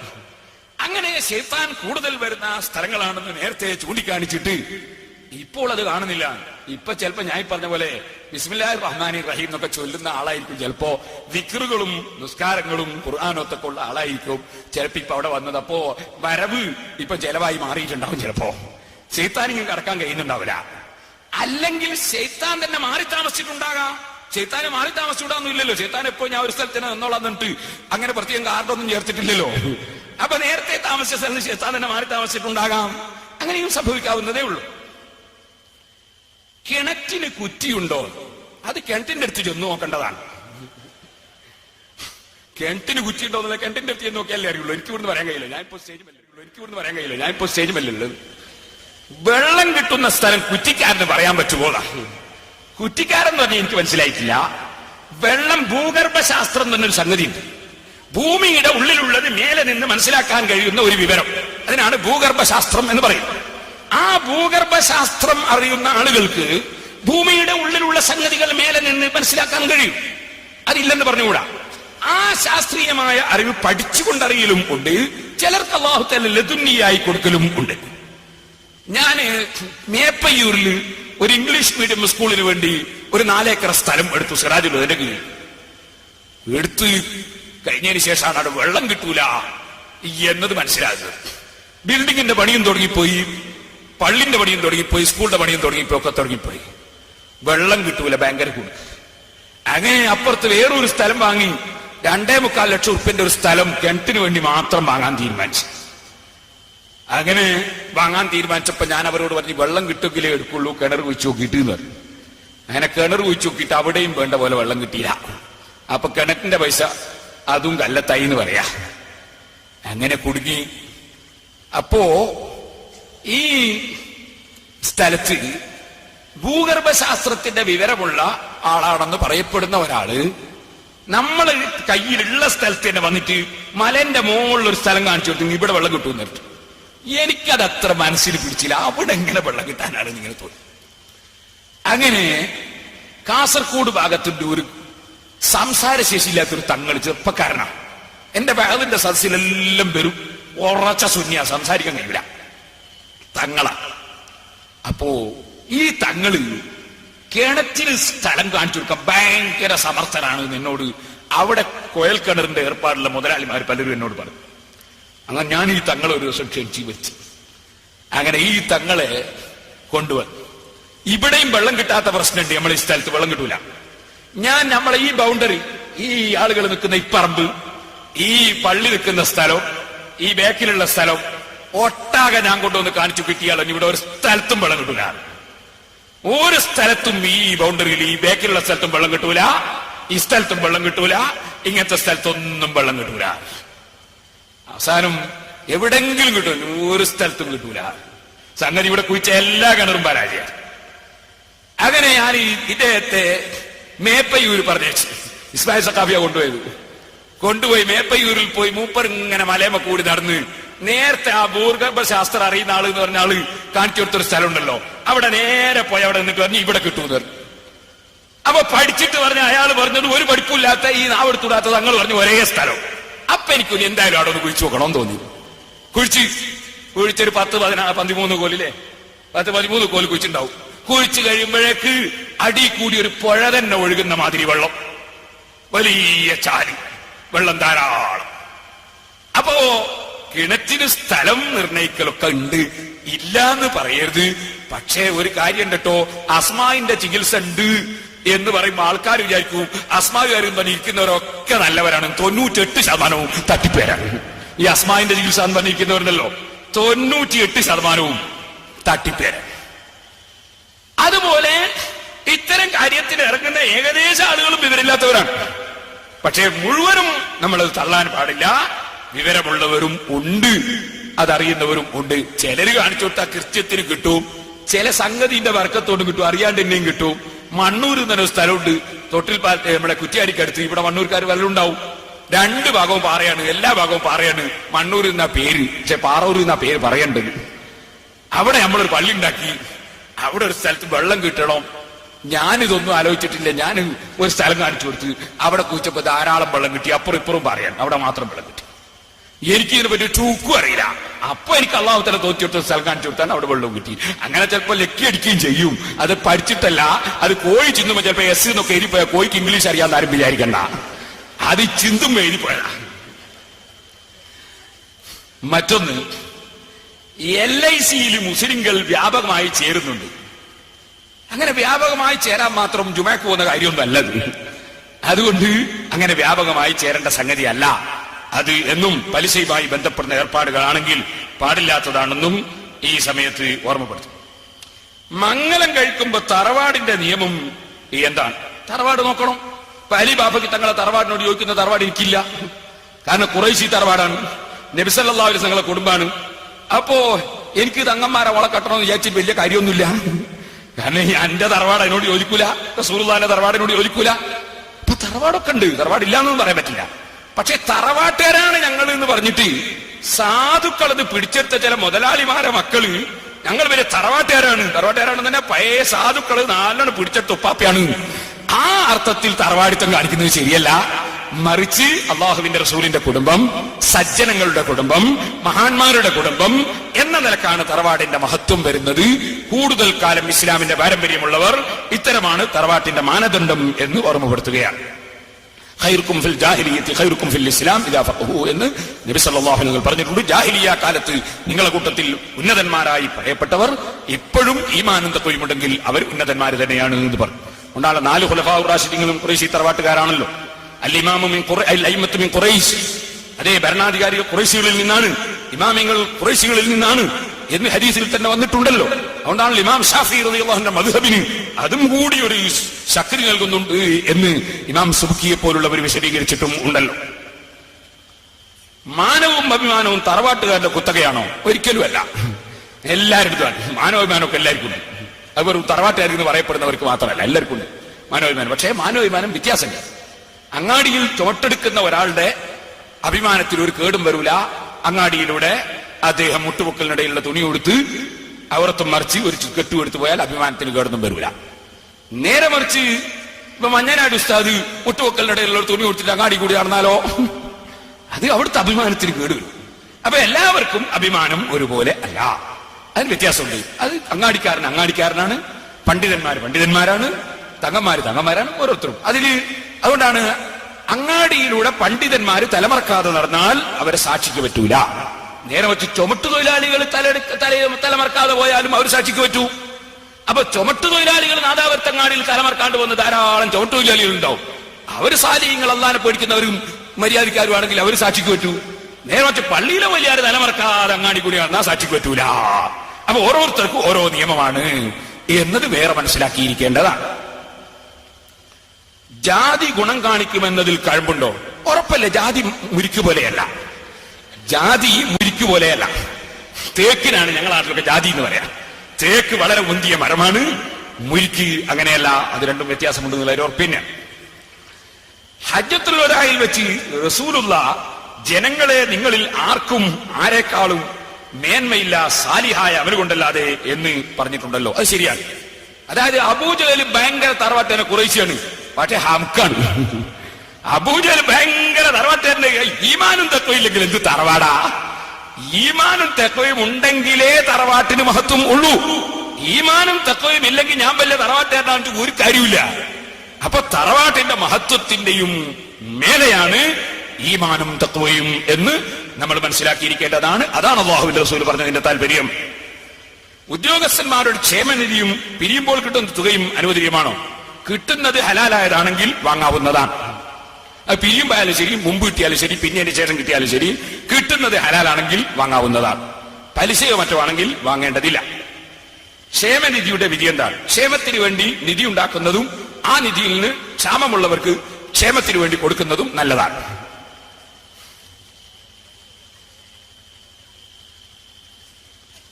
ഫർള് നിസ്കാരം ഖളാ ഉള്ള ഒരു വ്യക്തിക്ക് റവാത്തിബ്, തറാവീഹ്, വിത്ർ പോലുള്ള സുന്നത്ത് നിസ്കരിക്കുന്നതിന്റെ ഹുക്ം ഉസ്താദ് വിശദീകരിക്കണം. ഫർള് നിസ്കാരം ഖളാ ഉള്ളവൻ അവന്റെ അത്യാവശ്യ ജീവിതത്തിന് ആവശ്യമായ സമയം കഴിച്ച് ബാക്കി മുഴുവനും ഖളാ ആയ ഫർള് നിസ്കാരങ്ങൾ ഖളാ വീട്ടാൻ വേണ്ടി ഉപയോഗിക്കേണ്ടതാണ്. എന്നാൽ ഒരാൾ ഖളായിലുള്ള ഫർള് നിസ്കാരം ഖളാ വീട്ടാതെ അങ്ങാടിയിൽ വന്ന് വർത്തമാനം പറഞ്ഞ് പീടികയിലിരിക്കുന്നതിനേക്കാൾ എത്രയോ നല്ലത് തറാവീഹ് നിസ്കരിക്കുന്നതാണ്. ഇമാമിന്റെ കൂടെ ആദ്യത്തെ റക്അത്തിൽ തക്ബീറത്തുൽ ഇഹ്റാമിൽ തന്നെ തുടർന്ന മഅ്മൂമിനെ ബ്രാക്കറ്റിൽ മസ്ബൂഖല്ല ഇമാമിന്റെ ഫാത്തിഹ തീർന്ന് സൂറത്തും കഴിഞ്ഞ് റുകൂയിൽ പോവുകയും ചെയ്തിരിക്കുന്നു. മഅ്മൂമിന്റെ ഫാത്തിഹ തീർന്നിട്ടുമില്ല. എന്നാൽ ഈ മഅ്മൂമ് എന്തു ചെയ്യണം? അങ്ങനെ ഒരു മഅ്മൂമ് ആകാൻ വേണ്ടി വസ്വാസുകാരനായിരുന്നു. വേഗം ഓതി തീർക്കാൻ വേണ്ടി ഇമാം ഫാത്തിഹ ഓതി, സൂറത്ത് ഓതി, വജ്ജത്ത് ഓതി, എല്ലാം ഓതിട്ട് ഇവന്റെ ഫാത്തിഹ തീർന്നില്ല എന്ന് ഇവനും അത്ര ഫാത്തിഹ എന്താ നീളോ? അവൻ വേഗം ഓതി തീർക്കേണ്ടിയാണ്. ഇനി അഥവാ എന്തെങ്കിലും മറന്നുപോയത് കൊണ്ടോ അല്ലെങ്കിൽ മറ്റെന്തോ കാരണം കൊണ്ടോ അങ്ങനെ അയാൾ മറന്നു ഫാത്തിഹ ഓതി തീർന്നില്ലെങ്കിൽ അയാൾ തീർത്തിട്ടേ പോകാവൂ. അത് വേറൊരു നിയമമാണ്. ഇനി മനഃപൂർവ്വം ആയാലും തീർത്തിട്ടേ പോകാവൂ. അതൊരു വേറെ നിയമമാണ്. റുക്കൂയിൽ ആയതുകൊണ്ട് ഉടനെ തന്നെ പോകേണ്ടതില്ല. അദ്ദേഹം മുവാഫിഖായതിനാൽ അദ്ദേഹത്തിന് റുകൂയിൽ എത്തിയിട്ടില്ലെങ്കിലും റകഅത്ത് കിട്ടുന്നതാണ്.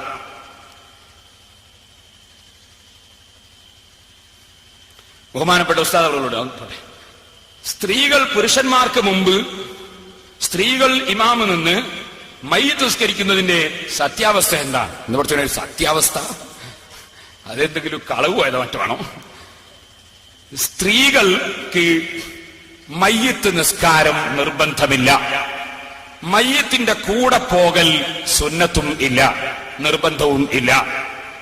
പുരുഷന്മാരുണ്ടെങ്കിലാണ്. അതുപോലെ മയ്യിത്ത് മറമാടലും പുരുഷന്മാർ ഏർപ്പെടേണ്ട കാര്യമാണ്, സ്ത്രീകൾക്കുള്ളതല്ല. സ്ത്രീകൾ മയ്യിത്ത് സ്ത്രീകളുടേതാണെങ്കിൽ സ്ത്രീകൾ കുളിപ്പിക്കുന്നതാണ് നല്ലത്, പുരുഷന്മാരുടേതാണെങ്കിൽ പുരുഷന്മാർ കുളിപ്പിക്കുന്നതാണ് നല്ലത്. അതുവിടുന്ന് ഇങ്ങോട്ട് മയ്യിത്ത് നിസ്കാരം, മയ്യിത്തിന്റെ കൂടെ പോകൽ, മയ്യിത്ത് മറമാടൽ, ഇത്തരം കാര്യങ്ങൾ പുരുഷന്മാരോട് കൽപ്പിക്കപ്പെട്ട കാര്യങ്ങളാണ്. പുരുഷന്മാരുണ്ടെങ്കിൽ സ്ത്രീകൾ അത് ചെയ്യേണ്ടതില്ല. എന്ന് മാത്രമല്ല, പുരുഷന്മാരുള്ളതോടുകൂടി സ്ത്രീകൾ മാത്രം ചെയ്യുകയാണെങ്കിൽ അത് കടുത്ത ഹറാമും മയ്യിത്തിനെ നിസ്സാരപ്പെടുത്തലും ആണ്. കാരണം ഈ മയ്യിത്തിന് വേണ്ടി പഠിച്ചവനോട് പറയാ ഒരൊറ്റ ആൺകുട്ടീനെയും കിട്ടിയില്ല എന്നല്ലേ, അത് വളരെ നിസ്സാരപ്പെടുത്തലാണ് മയ്യിത്തിനെ. അതുകൊണ്ട് പുരുഷന്മാരുള്ളപ്പോൾ സ്ത്രീകൾ മാത്രം മയ്യിത്ത് നിസ്കരിക്കുകയാണെങ്കിൽ ഏതായിരുന്നാലും കടുത്ത തെറ്റാണ്. മയ്യിത്തിന്റെ ഫർള് വീടുന്നതും അല്ല, പുരുഷന്മാരാണ് നിസ്കരിക്കേണ്ടത്. പുരുഷന്മാര് ഉള്ളപ്പോൾ പുരുഷന്മാര് നിസ്കരിച്ചതിന്റെ ശേഷമോ പുരുഷന്മാര് നിസ്കരിക്കുമ്പോൾ അവരുടെ പുരുഷന്റെ പിന്നിലോ വല്ല സ്ത്രീയും നിസ്കരിച്ചാൽ നിസ്കാരം സഹീഹാകുന്നതാണ്, നിസ്കാരം സഹീഹാകുന്നതാണ്. പക്ഷെ ഫർള് വീടുന്നത് പുരുഷന്മാരുടെ നിസ്കാരം കൊണ്ടാണ്, സ്ത്രീകളുടെ നിസ്കാരം കൊണ്ട് അല്ല. എന്നാൽ പുരുഷന്മാര് നിസ്കരിക്കുന്നതിന് മുമ്പ് സ്ത്രീകൾ നിസ്കരിക്കുന്നതിനെ കുറിച്ചാണ് ചോദ്യം. സ്ത്രീകൾ ഇമാമത്ത് നിന്ന് സ്ത്രീകൾ നിസ്കരിക്കുന്നു പുരുഷന്മാർക്ക് മുമ്പ്. അങ്ങനെ നിസ്കരിച്ചാൽ ആ നിസ്കാരം സഹീഹല്ല, അങ്ങനെ നിസ്കരിക്കുന്നത് ഹറാമും ആണ്, പാടില്ലാത്തതും ആണ്. അബ്ദുറഹ്മാൻ ശിർബീനി റഹ്മഹുല്ലാ ഹാശിയത്തുൽ ബഹ്ജയിൽ അത് പറഞ്ഞിട്ടുണ്ട്. അപ്പോ പുരുഷന്മാർക്ക് മുമ്പ് സ്ത്രീകൾ മാത്രം മയ്യിത്തിന് വേണ്ടി നിസ്കരിക്കുന്നത് തെറ്റാണ്, ആ നിസ്കാരം സഹീഹും അല്ല. അബ്ദുറഹ്മാൻ ശിർബീനി റഹ്മഹുല്ലാ അത് അവിടുത്തെ ഹാശിയത്തുൽ ബഹ്ജയിൽ പറഞ്ഞിട്ടുണ്ട്.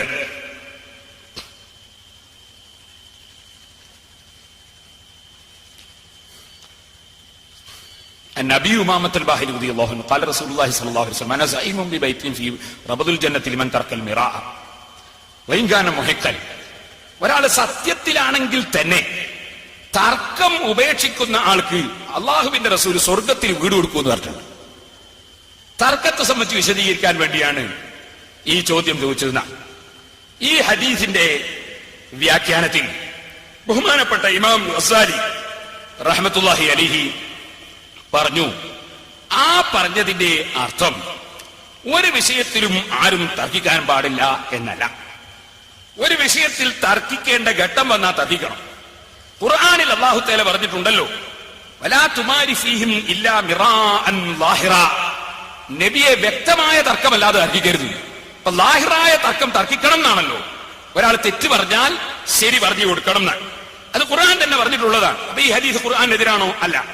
ഈ ഹദീസിന്റെ വ്യാഖ്യാനം ഇമാം ഗസാലി റഹിമഹുല്ലാഹ് പറയുന്നു, ഹദ്ദുൽ മിറാഇ അൽ ഇഅ്തിറാദു അലാ കലാമിൽ ഗൈരി ബിഇൽഹാരി ഖലലിൻ ഫീഹി ഇമ്മാ ലഫ്ളൻ ഔ മാന. ഒരാൾ ഒരു വാക്ക് പറഞ്ഞാൽ ആ വാക്കിൽ ഇന്ന് തെറ്റുണ്ട് എന്ന് കണ്ടുപിടിക്കുന്ന ആളുകൾ, അല്ലെങ്കിൽ അയാൾ പറഞ്ഞതിന്റെ അർത്ഥത്തിൽ ഇന്ന് തെറ്റുണ്ട് എന്ന് കണ്ടുപിടിക്കുന്ന ആളുകൾ, അതിനു വേണ്ടി ഇങ്ങനെ തർക്കം കൂടും.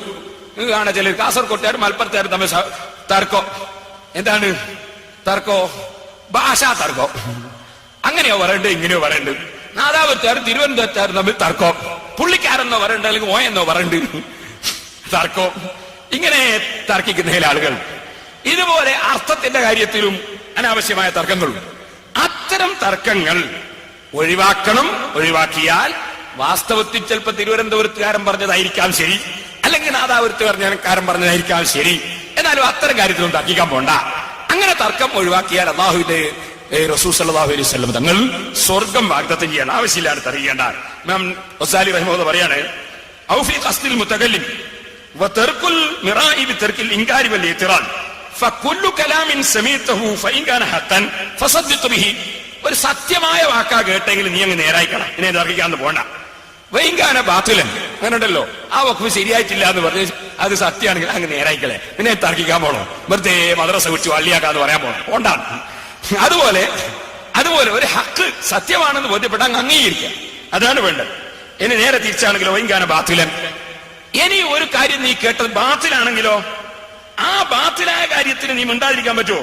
അവിടെ ഇമാം ഗസാലി പറയാണ് വൈകാന ബാത്തിന് വലമ്യക്കുൻ മുതഅല്ലിഖൻ ബി ഉമൂരി ദീനി, ഒരു ദീനിയായ സംഗതി ഒന്നുമല്ല, ഒരു ദീനിയായ സംഗതി മതപരമായ കാര്യമൊന്നുമല്ല. ഞാൻ നേരത്തെ പറഞ്ഞ ഭാഷാ തർക്കം പോലത്തെ ഒരു സംഗതി ഉണ്ടല്ലോ. ഒരാൾ വടക്കോട്ട് പോയി, മലപ്പുറം ജില്ലയിൽ നിന്ന് വലിയ ഉസ്താദാ പോയത്. എന്ന് പറഞ്ഞു, ഉസ്താദെ നിങ്ങൾ ആ മരത്തുമ്പോൾ തൂങ്ങിക്കോളൂ, ഞാൻ ഈ മരത്തുമ്പോൾ തൂങ്ങാൻ തുടങ്ങി. ഈ മൊയിലിയാർ ബേജാറായി, ഞാൻ ആ മരത്തുമ്പോൾ തൂങ്ങണം, ഇയാൾ ഈ മരത്തുമ്പോൾ തൂങ്ങാൻ എന്താ പ്രശ്നം? അപ്പൊ നോക്കുമ്പോ മരം എന്ന് പറഞ്ഞാൽ കട്ടില, തൂങ്ങാൻ തന്നെ ഉറങ്ങാന്ന. അപ്പൊ ഈ കട്ടിലുമ്പോ ഞാൻ ഉറങ്ങും, ആ കൊട്ടിൽ നിങ്ങൾ ഉറങ്ങിക്കോളി എന്നാ പറഞ്ഞിന്റെ അമ്മായന. അപ്പൊ അതാ ഈ മരത്തുമ്പോൾ നിങ്ങൾ ഞാൻ തൂങ്ങാം, ആ മരത്തുമ്പോൾ നിങ്ങൾ തൂങ്ങിക്കോളി. അതിനൊന്നും തർക്കിക്കാൻ പോകണ്ട, അങ്ങനെ വെച്ചാൽ തെറ്റൊന്നുമില്ല. കാരണം അത് മറ്റേ തൂങ്ങലല്ല ഉദ്ദേശിച്ചത്. അപ്പൊ ഇങ്ങനത്തെ കാര്യത്തിൽ തർക്കിക്കാതിരുന്നാൽ സംഗതി പറയേണ്ടി അങ്ങനെയൊന്നല്ല, അത് വേറെ വിഷയം. എന്നാലും തർക്കിക്കാതിരുന്നാൽ സ്വർഗം കിട്ടും. തർക്കം കുറക്കണോന്നാ പറഞ്ഞതിന്റെ മേന, ആവശ്യമില്ലാത്തതിന് തർക്കിക്കരുത്. ദീൻ കാര്യത്തിലാണെങ്കിൽ ഹക്ക് പറയാൻ വേണ്ടി തർക്കിച്ചേ പറ്റൂ. അതാ ഖുർആൻ പറഞ്ഞത് ലാത്തുമാരി ഫീഹിം ഇല്ലാ മിറാഅൻ ളാഹിറാ, ദീനിന്റെ എതിരാളികളോട് വ്യക്തമായ തർക്കമായിരിക്കണം തർക്കിക്കുന്നത്. തർക്കം വേണ്ടാനല്ല. ചില കള്ളത്തരീക്കത്തേരുണ്ട്, എണ്ണപ്രസംഗം നടത്തുന്ന മഹിളമാരോട് ഭയങ്കര വെറുപ്പായിരിക്കും. അപ്പൊ അവര് പറയും തർക്കിക്കാൻ പാടില്ലാന്ന് ഹദീസിലുണ്ട്. ഒക്കെ തട്ടിപ്പാണ്. ചോദ്യം, ഒരു പുസ്തകത്തിൽ വായിക്കാൻ കഴിഞ്ഞു പള്ളികൾ വളരെയധികം മോടി വിപ്പിക്കുന്നത് സുന്നത്തിനെതിരാണ്. ഒരുപാട് ഹദീസുകളും ഇതിന് തെളിവായി അതിൽ പറയുന്നു. ഉസ്താദ് നേതൃത്വം നൽകുന്ന പള്ളികളെല്ലാം ഈ വിഭാഗത്തിൽപ്പെട്ട സുന്നത്തിനെതിരായ പ്രവർത്തനമല്ലേ? അപ്പൊ പള്ളി മോടി പിടിപ്പിക്കരുതെന്നുണ്ടല്ലോ. അപ്പൊ ഉസ്താദ് എടുപ്പിക്കുന്ന പള്ളിയെല്ലാം ഇങ്ങനെ മോടി പിടിപ്പിച്ചിട്ടാണോ ഉള്ളത് എന്നാണ് സംശയം. എന്നാൽ ആ പുസ്തകം എഴുതിയാളോട് പറയണം, അതിന്റെ അപ്പുറത്ത് വേറെ ഒന്നും കൂടി ഉണ്ട്. വീടുകൾ മോടി പിടിപ്പിക്കരുത് എന്നുണ്ട്. വീട് മോടി പിടിപ്പിക്കരുത്. വലിയ വീടുണ്ടാക്കിയ കണ്ടിട്ട് അള്ളാഹുവിന്റെ റസൂൽ അങ്ങനെ മടങ്ങി വന്നു.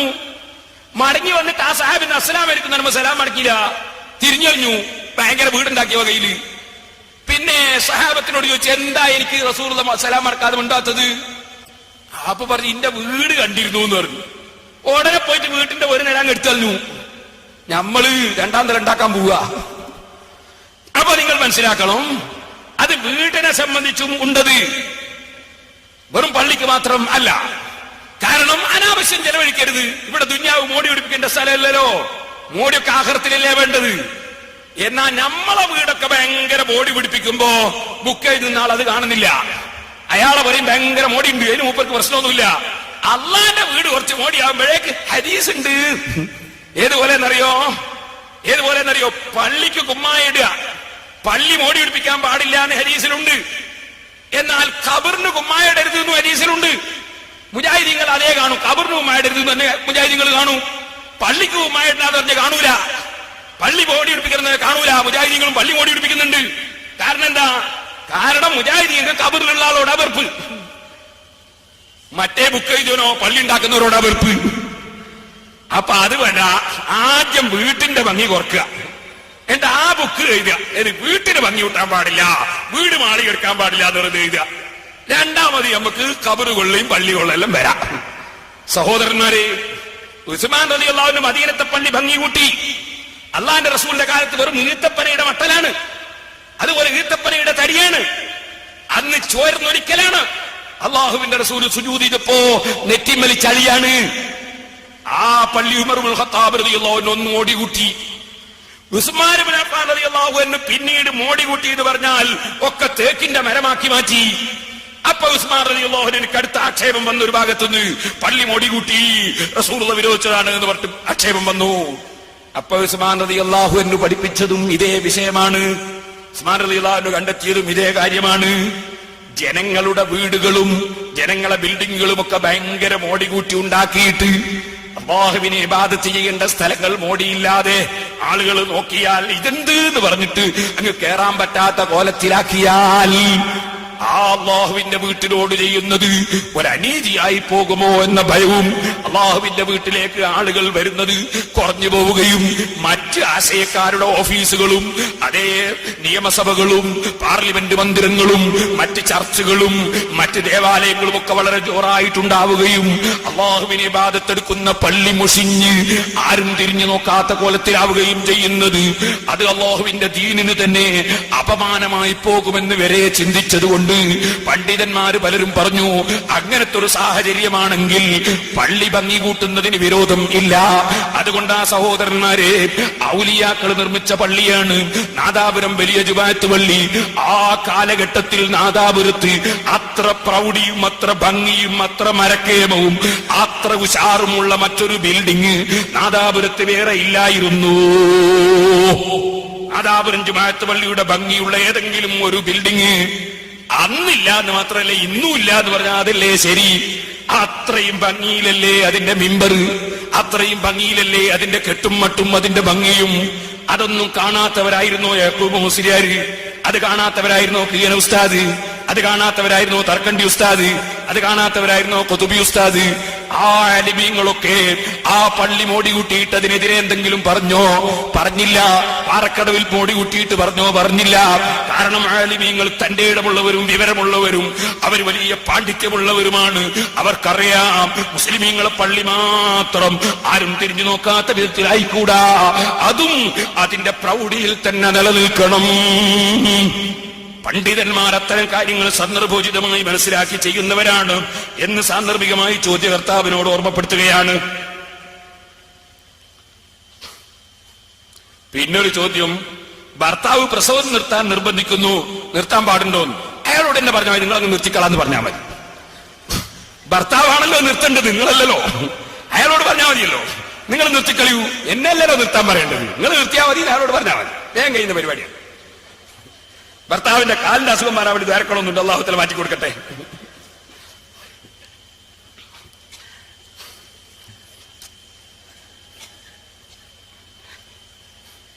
ഞങ്ങളെ നാട്ടിൽ ചില മരിച്ച വീടുകളിൽ മുജാഹിദുകൾ വന്ന് ഭയങ്കര ഒത്താശ, കയ്യിന്നും മയ്യത്തിനെ കൊണ്ട് അടുപ്പിക്കല്ലേ, റഹ്മത്തിന്റെ മലക്കുകൾ ഇറങ്ങുന്നത് ഉറപ്പായി.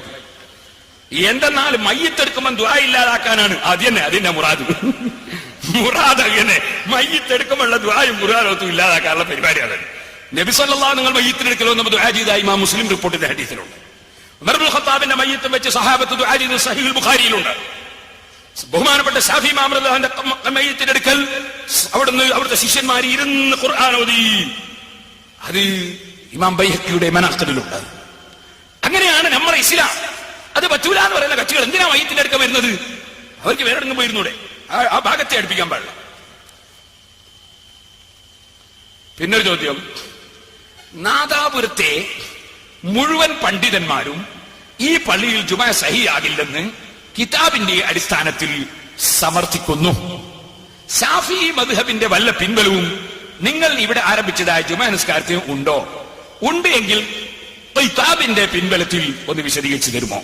അത് കിതാബ് എന്ന് വായിച്ചത്. ആദ്യമായിട്ട് പറയട്ടെ, നാദാപുരം വലിയ ആലിമീങ്ങളുടെ കേന്ദ്രമായിരുന്നു, വലിയ പണ്ഡിതന്മാരുള്ള കേന്ദ്രം ആയിരുന്നു. അവസാനമായി നമ്മെ വിട്ടുപിരിഞ്ഞു പോയ മർഹൂം കിഗന ഉസ്താദ്, അല്ലാഹു അവിടുത്തെ ദർജ വർദ്ധിപ്പിച്ചു കൊടുക്കട്ടെ. നാദാപുരത്തുകാരനല്ലെങ്കിലും നാദാപുരത്തുകാരന്റെ പോലെയാണ്. എല്ലാരും വിട്ടുപിരിഞ്ഞു പോയി. അതുപോലുള്ളൊരു പ്രഗത്ഭനായ പണ്ഡിതൻ നാദാപുരത്ത് ഇന്ന് ആരാണുള്ളത്? ആരെങ്കിലും ഉണ്ടോ? എന്റെ അറിവിൽ ഇല്ല. ഉണ്ടെങ്കിൽ നിങ്ങൾ അഡ്രസ് അറിയിച്ചു തരണം. എന്റെ അറിവിൽ നമ്മൾ മുമ്പേ കേട്ടുവരുന്ന വലിയ വലിയ ആലിമീങ്ങൾ ഇല്ലേ? കണ്യത്ത് ഉസ്താദ്, ഇ കെ ഉസ്താദ്, അതുപോലെ കിയന ഉസ്താദ്, കാങ്ങാട്ട് ഉസ്താദ്, കണരണ്ടി ഉസ്താദ്, ഓക്കെ ഉസ്താദ്, ഇമ്മിച്ചാലി ഉസ്താദ്, ഉള്ളാളം തങ്ങള്, ഇങ്ങനെയൊക്കെ കേട്ട് നമ്മൾ മുമ്പേ കേട്ടുവരുന്ന വലിയ വലിയ ആലിമീങ്ങളുണ്ട്. അതിനുള്ളാളം തങ്ങൾ ബാക്കിയുണ്ട്. അല്ലാഹുത്തആല ദീർഘായുസ്സും ആഫിയത്തും കൊടുക്കട്ടെ.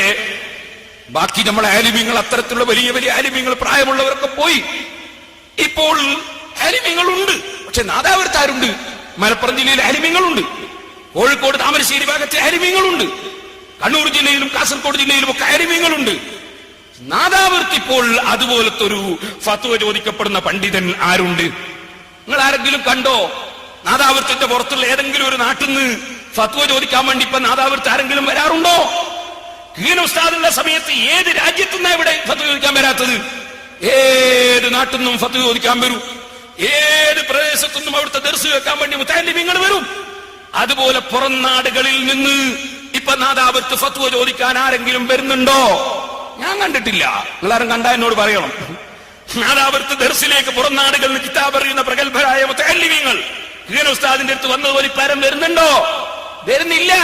കാരണം ഇപ്പോൾ അങ്ങനെ ഒരു വിഷയം പറയാൻ പറ്റുന്ന പണ്ഡിതന്മാര് നമ്മളെ നാദാപുരത്തില്ല. അള്ളാഹു ഉണ്ടാക്കി തരട്ടെ. അതിന് ദ്വാരക്കണം, പ്രവർത്തിക്കണം, മക്കളെ പഠിപ്പിക്കണം. ഇപ്പോൾ അത്തരത്തിലുള്ള ഒരൊറ്റ ആലിമും ഇല്ല. നിങ്ങൾ വിചാരിച്ചെന്തേ ഞാനിപ്പോ 7 ദിവസം വേദനോട് ഞാൻ മൊയ്ലാരായിതാ? നമ്മളൊന്നും പണ്ഡിതന്മാരല്ല. ഞാൻ പണ്ഡിതനല്ല.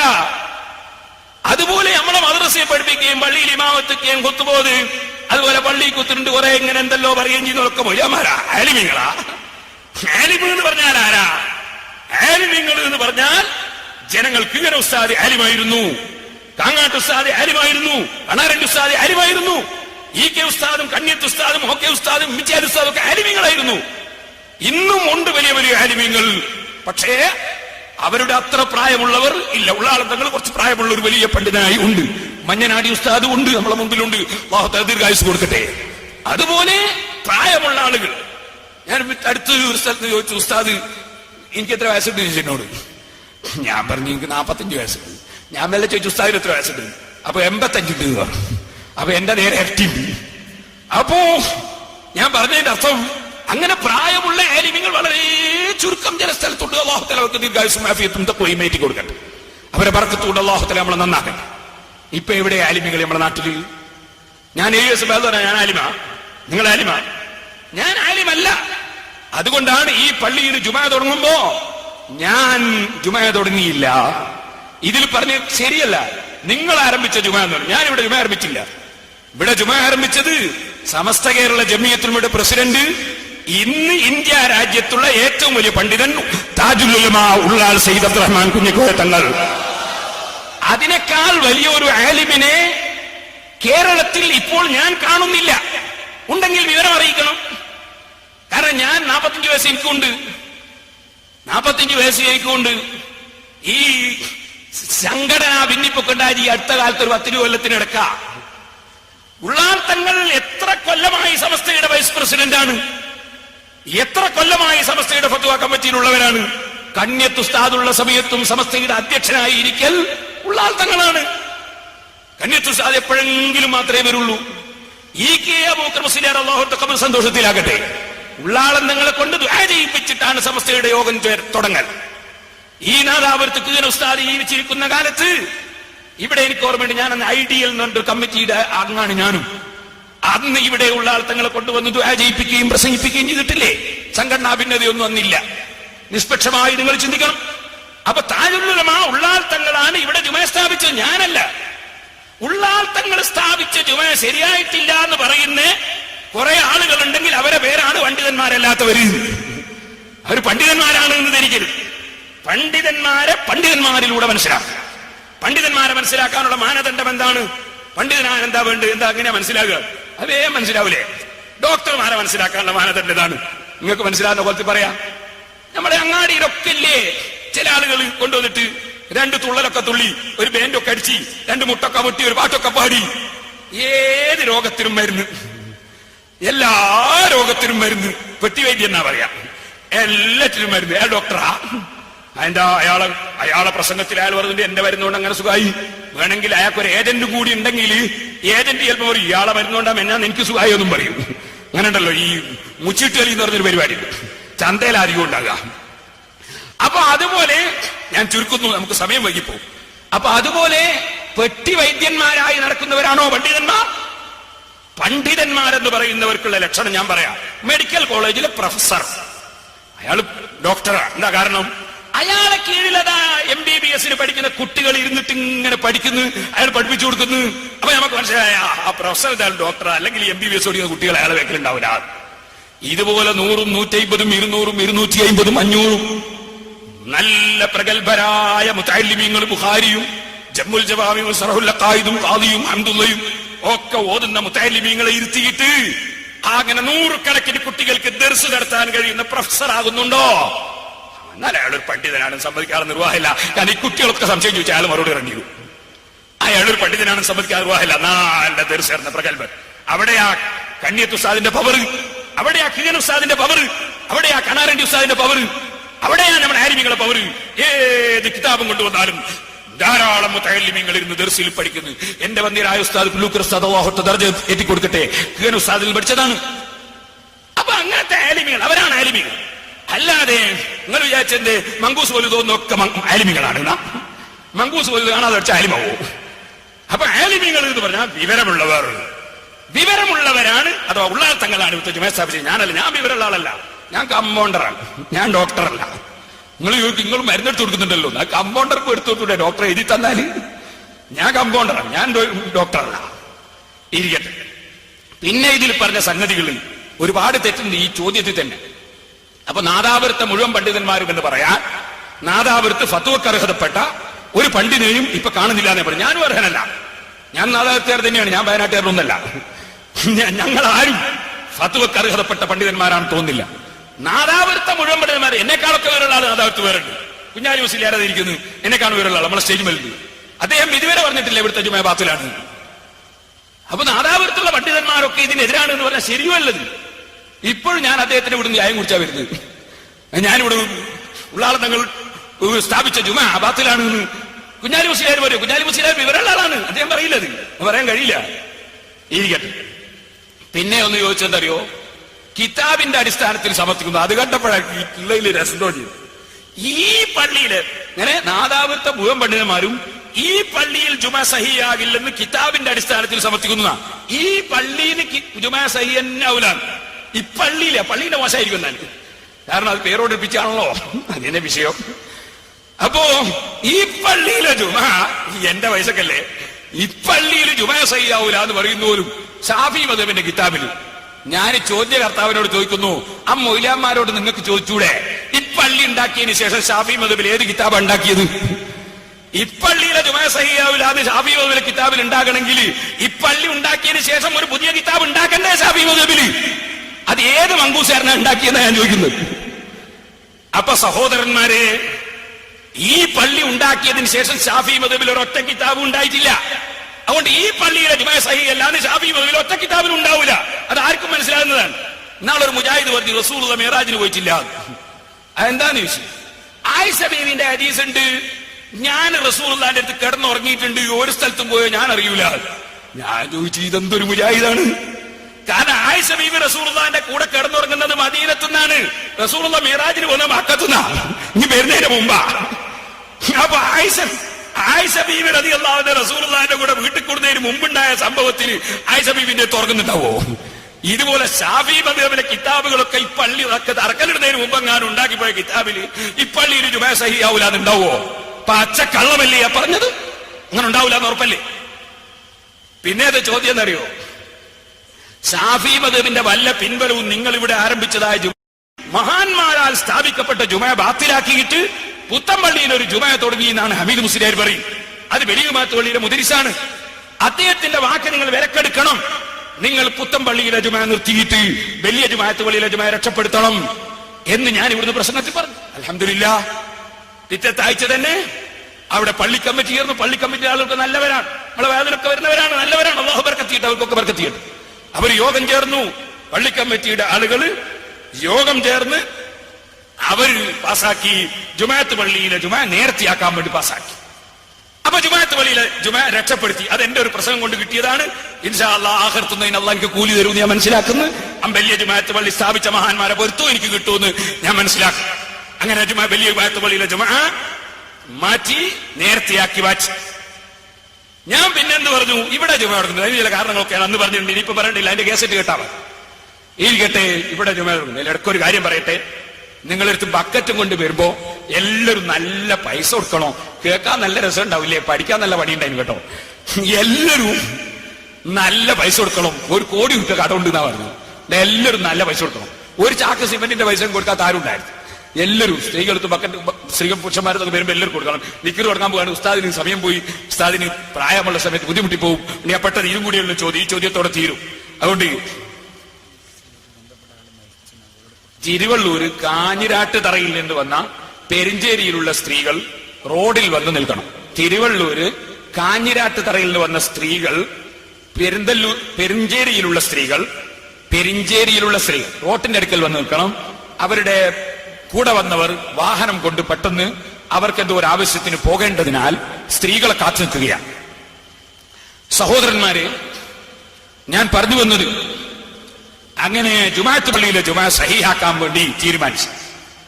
അപ്പൊ ഇവിടുത്തെ സാധാരണക്കാർ ചോദിക്കുന്നൊരു ചോദ്യമുണ്ട്. നാദാവൃത്തിയാർ സാധാരണക്കാര് നല്ല ഭക്ഷണം കഴിക്കുന്നവരല്ലേ? അവർ ചോദിക്കുന്നൊരു ചോദ്യമുണ്ട്. ഈ പുത്തമ്പള്ളിയിലെ ജുമാ നടത്തിയ ആളുകളോടൊരു ചോദ്യം, ഞാൻ വെറുതെ പറയല്ല, ഇപ്പോഴേ താമസിക്കുന്ന മഹമ്മൂദ് ഉണ്ട്, സാധാരണക്കാരൻ, എന്നോട് പറഞ്ഞു, ഉസ്താദെ ജുമാഅത്ത് പള്ളിയിലെ ജുമാ നേരത്തെ ആക്കാൻ തീരുമാനിച്ചിട്ടുണ്ട്. അങ്ങനെയാണ് ഇതുവരെയുള്ള ഞാളെ ജുമയെല്ലാം കലവലിയാന്ന് മനസ്സിലായത്. അവൻ പറഞ്ഞ വാചക, ഞാളെ ജുമയല്ല ഒരു കൊല്ലത്തോ 1.5 കൊല്ലം കലവലിയാന്ന് മനസ്സിലായത്. അപ്പൊ നിങ്ങൾ ചോദിച്ചു, അപ്പക്കാരൻ മഹമ്മൂദ്. അപ്പൊ സാധാരണക്കാർക്ക് മനസ്സിലായി, കൊല്ലങ്ങളായിട്ട്, കുറെ മാസങ്ങളായിട്ട് നാദാവത്തെ ജനങ്ങളെ ജുമയെ ബാത്തിലാക്കുകയായിരുന്നു പുത്തമ്പള്ളിയിലെ ജുമയെ കൊണ്ടുണ്ടായത്. പേരോട് അബ്ദുറഹ്മാൻ വന്ന് പ്രസംഗിച്ചപ്പോഴാണ് അതിന്റെ ആൾക്കാർക്ക് നേരം വെളുത്തത് എന്ന് ബുദ്ധിയും വിവരമുള്ള നാദാവർക്കാർക്ക് മനസ്സിലായി. അൽഹംദുലില്ലാ, നമ്മളെ നാട്ടുകാർ മോശമായിട്ടില്ല, അല്ലാഹ് അവർക്ക് ബർക്കത്ത് ചെയ്യട്ടെ. നമ്മളെ നാട് അതിന്റെ ബർക്കത്ത് കാണിക്കുന്നു. അങ്ങനെ ജുമഅത്ത് പള്ളിയിലെ ജുമ നേർച്ചയാക്കി. നമ്മളെ ഇവിടുത്തെ ജുമ, ഞാനത് മുമ്പും പറഞ്ഞിട്ടുണ്ട്, ഖുതുബ കേൾക്കുന്ന ജുമയാണ്. ഖുതുബ കേൾക്കാൻ തന്നെ വലിയൊരു സൽക്കരമാണ്. ഇമാം നവവി റളിയല്ലാഹു അൻഹു പറഞ്ഞ അത്യാവശ്യമാണ് ഖുതുബ കേൾക്കരുത്. കാരണം ഖുർആനിൽ അല്ലാഹു തആല പറഞ്ഞത് ഫസ്അഉ ഇലാ ദിക്രില്ലാഹി വദറുൽ ബൈ, ഒക്കെ നിർത്തിയിട്ട് നിങ്ങൾ ഖുതുബക്ക് പോകണമെന്ന് പറഞ്ഞില്ലേ? എന്തിനാണത്? ഇദാ ഖുരിയൽ ഖുർആനു ഫസ്തമിഉ ലഹു വഅൻസിതു ലഅല്ലക്കും തുർഹമൂൻ എന്ന ആയത്തിന്റെ തഫ്സീർ വരെ ഫിഖ്ഹിന്റെ കിതാബുകളിൽ പറയുന്നു ഖുതുബയാണ് ഉദ്ദേശം. അപ്പൊ ഖുതുബ ശ്രദ്ധിച്ച് കേൾക്കണം എന്നാണ്. അപ്പൊ ഖുതുബ ശ്രദ്ധിച്ച് കേൾക്കുക. ലോകൊട്ടാകെയുള്ള മുസ്ലിമുകൾ ഖുതുബ കേൾക്കുന്നുണ്ട്, നാദാവത്ത് മാത്രമേ ഖുതുബ കേൾക്കാണ്ടുള്ളൂ. അപ്പൊ ഖുതുബ കേൾക്കുക. ചിലര് പറയുന്ന 40 ആള് കേട്ടാ മതി എന്ന് കിതാബിലില്ലേന്നാ. ഈ ഫിഖ്ഹിന്റെ കിതാബ് ശരിക്കും മനസ്സിലാക്കാത്താണ് എല്ലാ അബദ്ധവും. ഫിഖ്ഹിന്റെ കിതാബ് അവരൊന്ന് മറച്ചു നോക്കട്ടെ. മുട്ടുപൊക്കലിന്റെ ഇടയിലുള്ള സ്ഥലം മറച്ചാ മതി എന്ന് ഫത്വൽ മേലില്ലേ നിസ്കരിക്കുമ്പോ? എന്നാ ഇനി അങ്ങോട്ട് നമ്മളെ പള്ളിയിലെ കാലിയാർ മുട്ടുപൊക്കലിന്റെ ഇടയിൽ മറച്ചിട്ടൊന്ന് ഖത്തീബായിട്ട് ഖുത്ബ നിസ്കരിക്കട്ടെ, ഫത്വൽ മേലില്ലേ? പറ്റൂലേ? സഹിയാവൂലേ? മുട്ടുപൊക്കലിന്റെ ഇടയിൽ മറച്ചാ പോരെ? പക്ഷെ മുട്ടുപൊക്കലിന്റെ ഇടയിൽ മറിച്ചിട്ട് ഒരാളെ നിങ്ങൾ ഇമാമത്ത് നിർത്തുവോ? ഖത്തീബാക്കോ? ഖാദിയാക്കോ? അപ്പൊ മുട്ടുപൊക്കലിന്റെ മറച്ചാ മതി എന്ന് ഫത്വൽ മേലുണ്ട്. നിസ്കാരം സഹിയാവും. സഹിയായാ മതിയോ? പൂർണ്ണമാകണ്ടേ? അപ്പൊ പള്ളിയിലെ ഖത്തീബ് മുട്ടുപൊക്കലിന്റെ ഇടയിൽ മറിച്ചിട്ട് അങ്ങ് നിസ്കരിച്ചാ പോരാ. അതുപോലെ ഖുതുബ 40 ആള് കേട്ടാ മതിയാകും, മുട്ടുപൊക്കലിന്റെ ഇടയിൽ മറിച്ചാലും മതി ഖത്തീബ്. പക്ഷേ അള്ളാഹുവിന്റെ മലക്കുകൾ തന്നെ ഖുതുബ കേൾക്കാൻ വേണ്ടി വന്ന് ശ്രദ്ധിച്ചിരിക്കുമെന്ന് ഇമാം ബുഖാരി റിപ്പോർട്ട് ചെയ്യുന്നു. ഇദാ ഖറജൽ ഇമാമു തവൗ സൂഫഹും യസ്തമിഊന അദ്ദിക്റ, ഖുതുബ ശ്രദ്ധിച്ചു കേൾക്കാൻ വേണ്ടി മലക്കുകൾ അതാ വന്നിട്ട് മലക്കുകൾ സദസ്സിൽ വന്ന് ഖുതുബയുടെ സദസ്സിലിരിക്കുന്നു. മലക്കുകൾ ഖുതുബ കേൾക്കൽ ഷർത്തുണ്ടോ? ഇല്ല. ഫർളുണ്ടോ? ഇല്ല. നമുക്ക് സുന്നത്തുണ്ടോ? മലക്കുകൾ കേൾക്കലില്ല. പക്ഷെ മലക്കുകൾ ആ സദസ്സിൽ പോയി കേൾക്കുകയാണ്. കാരണം ഇത് കേൾക്കേണ്ട സംഗതിയാ, മലക്കുകൾ പങ്കെടുക്കുന്ന സംഗതിയാണ്. അവർ ശ്രദ്ധിച്ച് കേൾക്കുക ഖുതുബ. അത്ര പവറുള്ളതാ ഖുതുബ. ആ ഖുതുബ മലക്കുകൾ വരെ കേൾക്കുകയാണ്. നമുക്കിത് കേൾക്കാൻ ഭാഗ്യം കിട്ടിയ എന്ന് പറഞ്ഞാൽ നഷ്ടല്ലേ അത്? അപ്പൊ ഖുതുബ കേൾക്കണമെന്ന് ആഗ്രഹിക്കുന്നവർക്ക് ജുമാഅത്ത് പള്ളിയുടെ മേലെ തട്ടിലേക്ക്, ഈ കല്ലാച്ചിയുടെ ഭാഗത്തു നിന്ന് വരെ, പെട്രോൾ പമ്പിന്റെ അപ്പുറത്തു നിന്ന് വരെ വരുന്ന വയസ്സുള്ള ആളുകൾക്ക് നടന്നവിടെ പോയി ജുമയിൽ പങ്കെടുക്കാനുള്ള ബുദ്ധിമുട്ടും, ഈ റോഡിന്റെ വിഷമവും, കുട്ടികൾ റോട്ടിലൂടെ പോകുന്നതുകൊണ്ട് പ്രയാസങ്ങളും, ഇങ്ങനെ 100 പ്രശ്നങ്ങൾ ഇവിടെ ജുമഅ തുടങ്ങുന്നതിന്റെ കാരണങ്ങൾ വിവരിക്കുമ്പോൾ ഞാൻ പറഞ്ഞിരുന്നു. അങ്ങനെ ഇവിടെ വാഹനമുള്ളവർക്ക് വാഹനം പാർക്ക് ചെയ്യാനുള്ള സൗകര്യം, റോട്ടുമ്മൽ ബ്ലോക്കിന്റെ പ്രശ്നമില്ല, കുട്ടികൾ സ്കൂളിലെ കുട്ടികൾക്ക് റോട്ടുമ്മ കൂടെ പോയിട്ട് അപകടം വരുന്ന പ്രശ്നമില്ല, വയസ്സുള്ളവർക്ക് നടന്നു പോകേണ്ട വിഷയമില്ല. അതിന്റെ ഒക്കെ പുറമെ ഖുതുബ കേൾക്കുകയും ചെയ്യുന്നു. ഇങ്ങനെ കുറെ കാര്യങ്ങൾ ഞാനന്ന് വിശദീകരിച്ചിട്ടുണ്ട്. അങ്ങനെയാണ് ഇവിടെ ജുമഅ തുടങ്ങിയത്. ഇരിക്കട്ടെ, ഞാൻ പറഞ്ഞു വരുന്നത്. അപ്പൊ എന്നാ പിന്നെ ഇനി എന്താ വേണ്ടത്? ഇനി വേണ്ടത് പുത്തമ്പള്ളിയിൽ ജുമഅ തുടങ്ങിയവർ പറഞ്ഞ കാരണം, സുകാര്യം പറഞ്ഞാണേ, പരസ്യമായിട്ടല്ല പറഞ്ഞ കാരണം, ഇവിടെ ജുമഅ തുടങ്ങുന്ന, അതുകൊണ്ട് ഇപ്പൊ തുടങ്ങണമെന്നാ. അപ്പൊ ഇവിടെ ജുമഅ തുടങ്ങാതിരിക്കാനാണ് പുത്തമ്പള്ളിയിൽ തുടങ്ങിയത്. ജുമ തുടങ്ങിയത്. ഇവിടെ ജുമ തുടങ്ങിയല്ലോ, ഇനി അതിന്റെ ആവശ്യമില്ലല്ലോ. കാരണം ഒരു മരുന്ന് കുടിച്ചിട്ട് ഫലമില്ലാന്ന് തോന്നിയാൽ പിന്നെ മരുന്ന് ആരും കുടിക്കുമോ? അപ്പൊ ആ ഹുത്ബയും ജുമയും ഇനി നടത്തേണ്ടിയിട്ട് മരുന്ന് കുടിച്ചിട്ട് ഒരു കാര്യമില്ല എന്ന് ഉറച്ച് ഇനി ആ മരുന്ന് എന്തിനു കുടിക്കണം? അപ്പൊ പുത്തമ്പള്ളിയിലെ ജുമ ഇനി അവിടെ നടത്തേണ്ട യാതൊരു ആവശ്യമില്ല, പണ്ടെങ്ങാനും നിർത്തേണ്ടതാണ്. കമ്മിറ്റിയുടെ ആളുകൾക്കൊക്കെ ബോധ്യപ്പെട്ടിട്ടുണ്ട്. എന്നെ തന്നെ ഒരാൾ വിളിച്ചിട്ട്, മധ്യസ്ഥ എന്നുള്ള ആൾക്ക് എന്നെ വിളിച്ചിട്ട് ചോദിച്ചു, നിങ്ങളെ പള്ളിയിലെ ജുമ ഞങ്ങൾ നിർത്തുക, എന്നാ പുത്തമ്പള്ളിയിലോ ഞാൻ നിർത്തിക്കൊള്ളാതാണ്. അപ്പൊ മനസ്സിലായല്ലോ അത് അവിടെ ആവശ്യമില്ലാണ്ട് നടത്തുകയാണ്. എനിക്ക് നിർത്തണമെങ്കിൽ പുത്തമ്പള്ളിയിൽ ജുമ ഉള്ളതുകൊണ്ടാണ് ഞാൻ ഇത് കൊടുക്കുന്നതെന്ന് പറഞ്ഞിട്ടില്ലല്ലോ. അങ്ങനെയാണെങ്കിൽ പിന്നെ അത് നിർത്തുന്നത് നിർത്തിക്കല്ലേ വിചാരിക്കാം. അപ്പൊ ഞാൻ അതുകൊണ്ടല്ലോ തുടങ്ങിയത്, അതുകൊണ്ട് എനിക്ക് നിർത്താൻ പറ്റൂല. അപ്പൊ സഹോദരന്മാരെ, നിങ്ങൾ ചിന്തിക്കണം, പുത്തമ്പള്ളിയിലെ ജുമ അനാവശ്യ ജുമയാണ്. അത് നിർത്തിയിട്ട് അതാ വലിയ ജുമാഅത്ത് പള്ളിയിലെ ജുമയെ രക്ഷപ്പെടുത്തണം. രണ്ടാമത് ഞാൻ പറയട്ടെ, ഇനി ഫിഖ്ഹിന്റെ കിതാബല്ലേ തെളിവ് ചോദിച്ചത്? വലിയാരെ ഇതൊക്കെ നിങ്ങളെ ബാലല്ലേ? ഫിഖ്ഹിന്റെ കിതാബിന്റെ തെളിവല്ലേ ചോദിച്ചത്? തുഹ്ഫയിലുണ്ടോ നിഹായയിലുണ്ടോ എന്ന് ചോദിക്കുന്നവർക്ക് ഞാൻ ഫിഖ്ഹിന്റെ കിതാബ് വായിച്ചു കേൾക്കും. തുഹ്ഫയാ വായിക്കുന്നത്.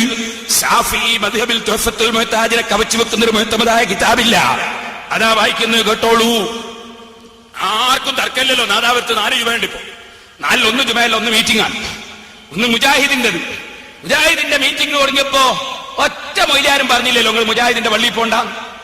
നേരെ മറിച്ച് ഈ പള്ളിയിൽ വരണ്ടാന്ന് പറയാൻ എത്ര മൊയ്ലാരുണ്ടായി? മുജാഹിദിന്റെ പള്ളിയിൽ പോണ്ടാന്ന് പറഞ്ഞോ ഈ മൊയ്യന്മാര്, ഈ അരമൊയ്യന്മാര് പറഞ്ഞോ?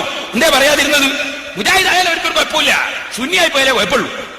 അപ്പൊ ആ മുജാഹിദിന്റെ പള്ളി എന്ന പേരിൽ മുജാഹിദ് പള്ളി ഉണ്ടാക്കിയിട്ട് അവിടെ പച്ചമലയാളത്തിൽ പ്രസംഗിക്കുന്ന ഒരു മീറ്റിംഗ് ഉണ്ട്.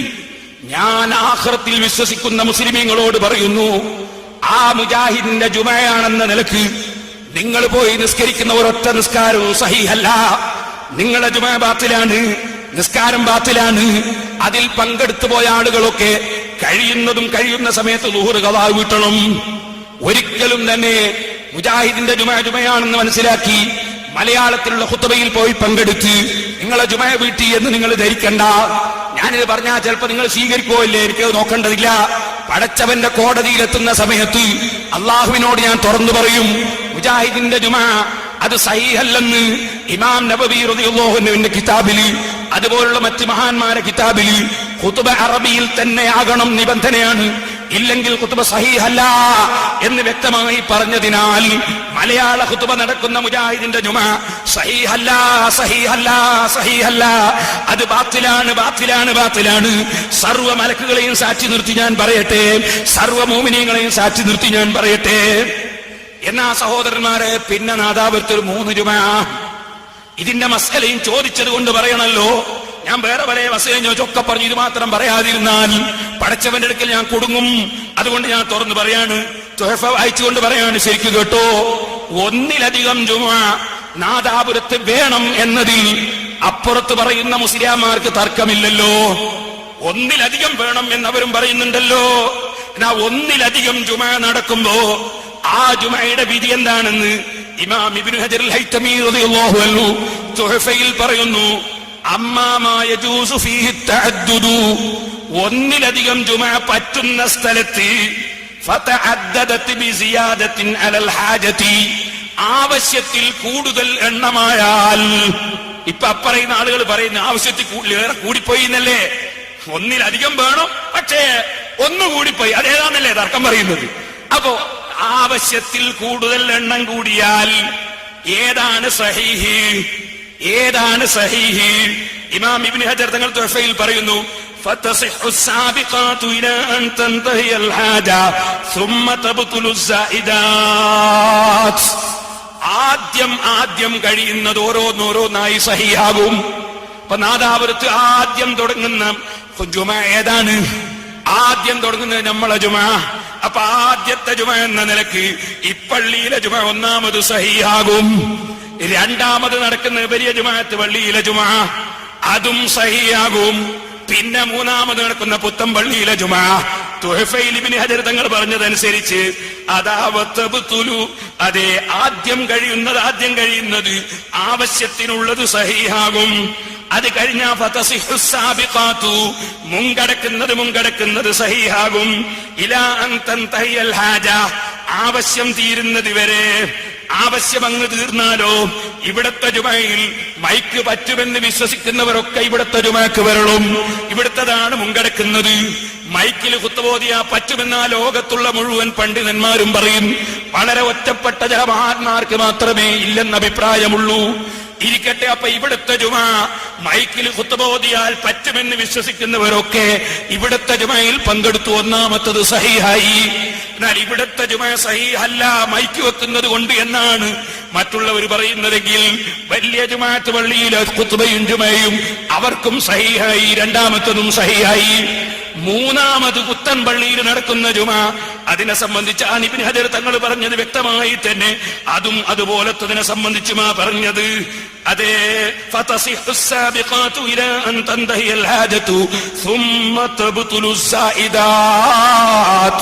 പിന്നെ നടക്കുന്നതൊക്കെ ബാത്തിലാകും. അപ്പൊ ഇവിടുത്തെ ജുമ ഒന്നാമത്തത് സഹീഹ്, വലിയ ജുമാഅത്ത് പള്ളിയിലെ ജുമയും സഹീഹ്, പുത്തൻ പള്ളിയിലെ ജുമ ഗോളത്തിലാകും. ഇതാണ് ശാഫി മദ്ഹബിലെ മുഅ്തമദായ കിതാബ് ശറഹുൽ മിൻഹാജ് തുഹ്ഫത്തുൽ മുഹ്താജിൽ ഇബ്നു ഹജറുൽ ഹൈതമി റളിയല്ലാഹു അൻഹു പറഞ്ഞതെന്ന് ശാഫി മദ്ഹബ് പഠിക്കുന്ന മുതഅല്ലിമീങ്ങൾക്ക് വേണ്ടി ഞാൻ കിതാബ് ഉദ്ധരിച്ചുകൊണ്ട് പറയുന്നു. കിതാബ് പറഞ്ഞില്ലെന്നൊന്നും പറയണ്ട, അള്ളാഹുവിന്റെ തൗഫീഖ് കൊണ്ട് ഞാൻ ആള് കമ്പൗണ്ടറാണെങ്കിലും ഞാൻ ഡോക്ടർമാരെടുത്തുനിന്ന് കിട്ടിയ ലീസ്റ്റ് അനുസരിച്ചാണ് വായിക്കുന്നത്, സ്വന്തം വകയിലല്ല എന്ന് സാന്ദർഭികമായി ഉണർത്തുകയാണ്. ഞാൻ എന്റെ പ്രസംഗം നിർത്തട്ടെ, നമുക്ക് ദിക്ർ ചൊല്ലണം. സഹോദരന്മാരെ, നമുക്ക് പടച്ച റബ്ബിനോട് ദുആ ചെയ്യണം. 7 ദിവസം പ്രസംഗിച്ച വിഷയങ്ങൾ: 1, നീതിയുള്ള ഭരണാധികാരി; 2, അള്ളാഹുവിന്റെ ഇബാദത്തിൽ വളർന്നു വന്ന ചെറുപ്പക്കാരൻ; 3-മതായി അള്ളാഹുവിന്റെ പള്ളികളുമായി ബന്ധപ്പെട്ട ഹൃദയമുള്ളവർ; 4-മതായി അള്ളാഹുവിന്റെ വിഷയത്തിൽ പരസ്പരം സ്നേഹിച്ച് ജീവിച്ച് മരിച്ചവർ; മറ്റൊന്ന് അതേ വറജുലുൻ അശ്ലീല പ്രവർത്തനത്തിന് വേണ്ടി സൗന്ദര്യവതിയായ തറവാട്ടുകാരിയായ സ്ത്രീ ക്ഷണിച്ചപ്പോൾ അള്ളാഹനെ ഭയപ്പെട്ട് മാറിക്കളഞ്ഞ ചെറുപ്പക്കളഞ്ഞ പുരുഷൻ; അതുപോലെ സദഖ കൊടുക്കുമ്പോ വളരെ രഹസ്യമായി പടച്ച റബ്ബിന് വേണ്ടി സദഖ കൊടുത്തവൾ; പിന്നെ ഇന്നലെ പറഞ്ഞതോ വറജുലുൻ ദക്കറല്ലാഹ ഖാലിയൻ ഫഫാദത് ഐനാ, അള്ളാഹുവിനെ ഓർമ്മിച്ചപ്പോൾ പടച്ചവനെ പേടിച്ച് കണ്ണിൽ വെള്ളമൊലിപ്പിച്ച് കരഞ്ഞുപോയവൻ. ഈ 7 കക്ഷികൾക്ക് തണല് കൊടുക്കുമെന്ന് മുഹമ്മദുർ റസൂലുള്ളാഹി. അള്ളാഹു ഈ കൂട്ടത്തിൽ ഏതെങ്കിലും ഒന്നിൽ നമ്മെ അള്ളാഹു ഉൾപ്പെടുത്തി തരട്ടെ. അർശിന്റെ തണൽ അള്ളാഹു നൽകുമാറാകട്ടെ. എന്റെ പ്രസംഗത്തിന്റെ സദസ്സിൽ വന്നവരോട് ഒറ്റ വാക്കിൽ ഞാൻ എന്റെ ചെറുപ്പക്കാരോടും കാരണവന്മാരോടും ഉമ്മമാരോടും പറയുന്നു, ഈ 7 വിഷയത്തെക്കുറിച്ച് സംസാരിച്ചപ്പോ ഇടയ്ക്കിടയ്ക്ക് ഞാൻ പല സംഗതിയും സൂചിപ്പിച്ചിട്ടുണ്ട്. അതിൽ നിസ്കാരത്തെ കുറിച്ച് ഞാൻ സൂചിപ്പിച്ചിട്ടുണ്ട്. പക്ഷെ ഇപ്പോൾ ഒരു വസിയ്യത്തായി പറയട്ടെ, എല്ലാ വിഷയത്തിലും നല്ല മുൻപന്തിയിലുള്ള ചില ആളുകളുണ്ട്. ധർമ്മം ധാരാളം കൊടുക്കും, മുതഅല്ലിമീങ്ങൾക്ക് ഭക്ഷണം കൊടുക്കും, സാധുക്കൾക്ക് പിരിവെടുത്തു കൊടുക്കും, അതുപോലെ എല്ലാ സംഗതിയിലും മുൻപന്തിയിൽ ഉണ്ടാകും. അതുപോലെ മരിച്ച വീട്ടിൽ ഒത്താശയാക്കും, കല്യാണ വീട്ടിൽ ഒത്താശയാക്കും, ആലിമീങ്ങളെ ബഹുമാനിക്കും, തങ്ങന്മാരെ ബഹുമാനിക്കും, ഒക്കെ റെഡിയാണ്. പക്ഷേ നിസ്കാരത്തിന്റെ കാര്യത്തിൽ കളിയാണ്. സുബഹിക്കരിക്കാതെ കിടന്നുറങ്ങി കളിയും, ഇശാഇക്കരിക്കാതെ കിടന്നുറങ്ങി കളിയും, മുഹറും അസറും മഗ്‌രിബും ഇല്ലാതെ ജീവിച്ചു പോവും. ഓ മനുഷ്യ, നീ അക്കൂട്ടത്തിൽ പെട്ടുപോകല്ലേ, ഒരിക്കലും പെട്ടുപോകല്ലേ, ഒരിക്കലും പെട്ടുപോകല്ലേ. ഫഖലഫ മിൻ ബഅദിഹിം ഖൽഫുൻ അളാഉ الصلاة واتبعوا الشهوات فسوف يلقون غيا. അഷ്റഫുൽ ഖൽഖ് സല്ലല്ലാഹു അലൈഹി വസല്ലം തങ്ങൾ സുജൂദിൽ കിടന്നിട്ട് ഇങ്ങനെ പൊട്ടിക്കരയുന്ന കരച്ചിൽ, അല്ലാഹുവിന്റെ റസൂൽ തേങ്ങി തേങ്ങി കരയുന്ന സുജൂദിൽ നിന്ന് സ്വഹാബത്ത് ചോദിക്കുന്ന നബിയെ, എന്തേ ഇങ്ങനെ കരയുന്നു? അല്ലാഹ് എനിക്കൊരു ആയത്തിറക്കിയിരിക്കുന്നു, ഫഖലഫ മിൻ ബഅദിഹിം ഖൽഫുൻ അളാഉ الصلاة واتبعوا الشهوات فسوف يلقون غيا. നല്ല നല്ല ആളുകൾക്ക് ശേഷം ചില ആളുകൾ ലോകത്ത് വരുന്നു. അവർ നിസ്കാരം കളാക്കുന്നു, നിസ്കാരം പാഴാക്കുന്നു, തടീച്ചക്ക് വഴിപ്പെട്ട് ജീവിക്കുന്നു. അവർ വലിയ കഠിനമായ ശിക്ഷയുള്ള നരകത്തിൽ, കഠിനമായ ശിക്ഷയിൽ അവരാപതിക്കുന്നു. എത്ര സ്ഥലത്താ ഖുർആനിൽ പറഞ്ഞത്? അതുകൊണ്ട് അത്തരത്തിൽ നിസ്കാരം കളാക്കുന്നവരിലും നിസ്കാരം കൈയൊഴിക്കുന്നവരിലും പെട്ടുപോകരുതെന്ന് പ്രത്യേകം ഓർമ്മപ്പെടുത്തി.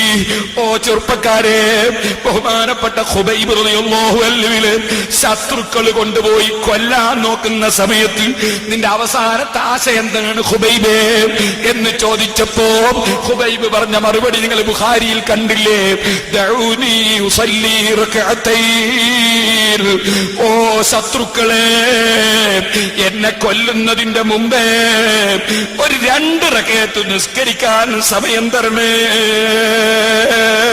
വളരെ പെട്ടെന്ന് 2 റകഅത്ത് നിസ്കരിച്ചതിന് ശേഷം ബഹുമാനപ്പെട്ടവര് പറഞ്ഞില്ലേ, ലൗലാ അന്തസബു അന്നമാ ബി ജസഉൽ ലസിത്തു. എനിക്ക് നിസ്കരിച്ചിട്ട് എന്റെ ആശ തീർന്നിട്ടില്ല. ശത്രുക്കളായ നിങ്ങൾ എന്നെ കൊല്ലാൻ നോക്കുമ്പോ 2 റകഅത്ത് നിസ്കരിക്കാൻ ഞാൻ സമയം ചോദിച്ചു വാങ്ങി. ഞാൻ വളരെ പെട്ടെന്ന് നിസ്കരിച്ചു. നിങ്ങൾ എന്നെ പറ്റി വിചാരിക്കും ഖുബൈബിന് മരിക്കാൻ പേടിയാണ്, അതുകൊണ്ട് നിസ്കരിച്ച് നേരം പോക്കാണ് നിങ്ങൾ വിചാരിക്കും. ഇല്ലെങ്കിൽ ഞാൻ നിസ്കരിച്ചിട്ട് എന്റെ യജമാനനായ റബ്ബിന് മരിക്കുന്നതിന് മുമ്പ് ഞാൻ അള്ളയായിട്ട് നടത്തുന്ന സംഭാഷണമല്ലേ നിസ്കാരം. എല്ലാം തന്ന രാജാവിനോട് ഞാൻ മരിക്കുന്നതിന് മുമ്പ് എനിക്ക് പറയേണ്ടത് പറഞ്ഞിട്ട് എന്റെ ആശ തീർന്നിട്ടില്ല. എനിക്കിനിയും ധാരാളം നിസ്കരിക്കാൻ ആശയുണ്ട്. പക്ഷേ നിങ്ങൾക്ക് കൊല്ലാൻ നിങ്ങൾ ഒരുങ്ങിയ സ്ഥിതിക്ക് ഞാനിതാ നിൽക്കുന്നു. സഹോദരന്മാരെ, അല്ലാഹുവിനെ പ്രിയം വെച്ച ഒരു മനുഷ്യരും ഫർള് നിസ്കാരം പോയി സുന്നത്ത് നിസ്കാരം തന്നെ കൈയൊഴിക്കാൻ കഴിയില്ല കേട്ടോ. അതുകൊണ്ട് കൃത്യമായി നിസ്കരിച്ചുകൊണ്ട് ജീവിച്ച് മരിക്കണം. അർഹമുർ റഹീമായ റബ്ബേ, ഞങ്ങൾ കുറച്ച് ദിവസം നിന്റെ ദീനിന്റെ ഇൽമു പറഞ്ഞു. ഇൽമുണ്ടോ പഠിച്ചാ തീരുന്നു, ഇൽമുണ്ടോ പറഞ്ഞാ തീരുന്നു. ഇത് ഞങ്ങൾ അവസാനത്തെ മജ്ലിസാക്കരുത് റഹ്മാനേ. ഇനിയും നിന്റെ ദീനിന്റെ ഇൽമു പറയാനുള്ള മജ്ലിസുകൾ ഞങ്ങൾക്ക് നൽകണം റഹ്മാനേ. വളരെ പ്രായമുള്ള സമയത്തും വളരെ പ്രയാസം പറഞ്ഞപ്പോഴും ഉസ്താദ് വരണമെന്ന് നിർബന്ധിച്ചിട്ട് ഈ സദസ്സിൽ വന്ന ബഹുമാനപ്പെട്ട മഞ്ഞനാടി ഉസ്താദ് അവർകൾക്കും അതുപോലെ സയ്യിദ് അലി ബാഫഖി തങ്ങൾ അവർകൾക്കും VPM ഉസ്താദിനും മറ്റു പണ്ഡിതന്മാർക്കും എല്ലാ നേതാക്കൾക്കും എല്ലാ മുഅ്മിനീങ്ങൾക്കും ഇവിടെ ഈ വാളിന്റെ സദസ്സിൽ ഇന്ന് വരെ വന്ന ഏത് സ്ത്രീകൾക്കും പുരുഷന്മാർക്കും കുട്ടികൾക്കും ചെറുപ്പക്കാർക്കും നാട്ടുകാർക്കും അല്ലാത്തവർക്കും എല്ലാവർക്കും നിന്റെ കാരുണ്യം ചൊരിക്കണേ റഹ്മാനേ. നിന്റെ പൊരുത്തം തരളേ റഹ്മാനേ. നിന്റെ സ്വർഗത്തിൽ ഒരുമിച്ച് കൂട്ടണേ റഹ്മാനേ. ഞങ്ങൾ ആവശ്യപ്പെട്ടപ്പോൾ കഴിവനുസരിച്ച് സഹായിച്ചവരും സഹായിക്കുന്നവരുമുണ്ട്. മുഴുവൻ ആളുകൾക്കും നീ ദുനിയാവിലും ആഖിറത്തിലും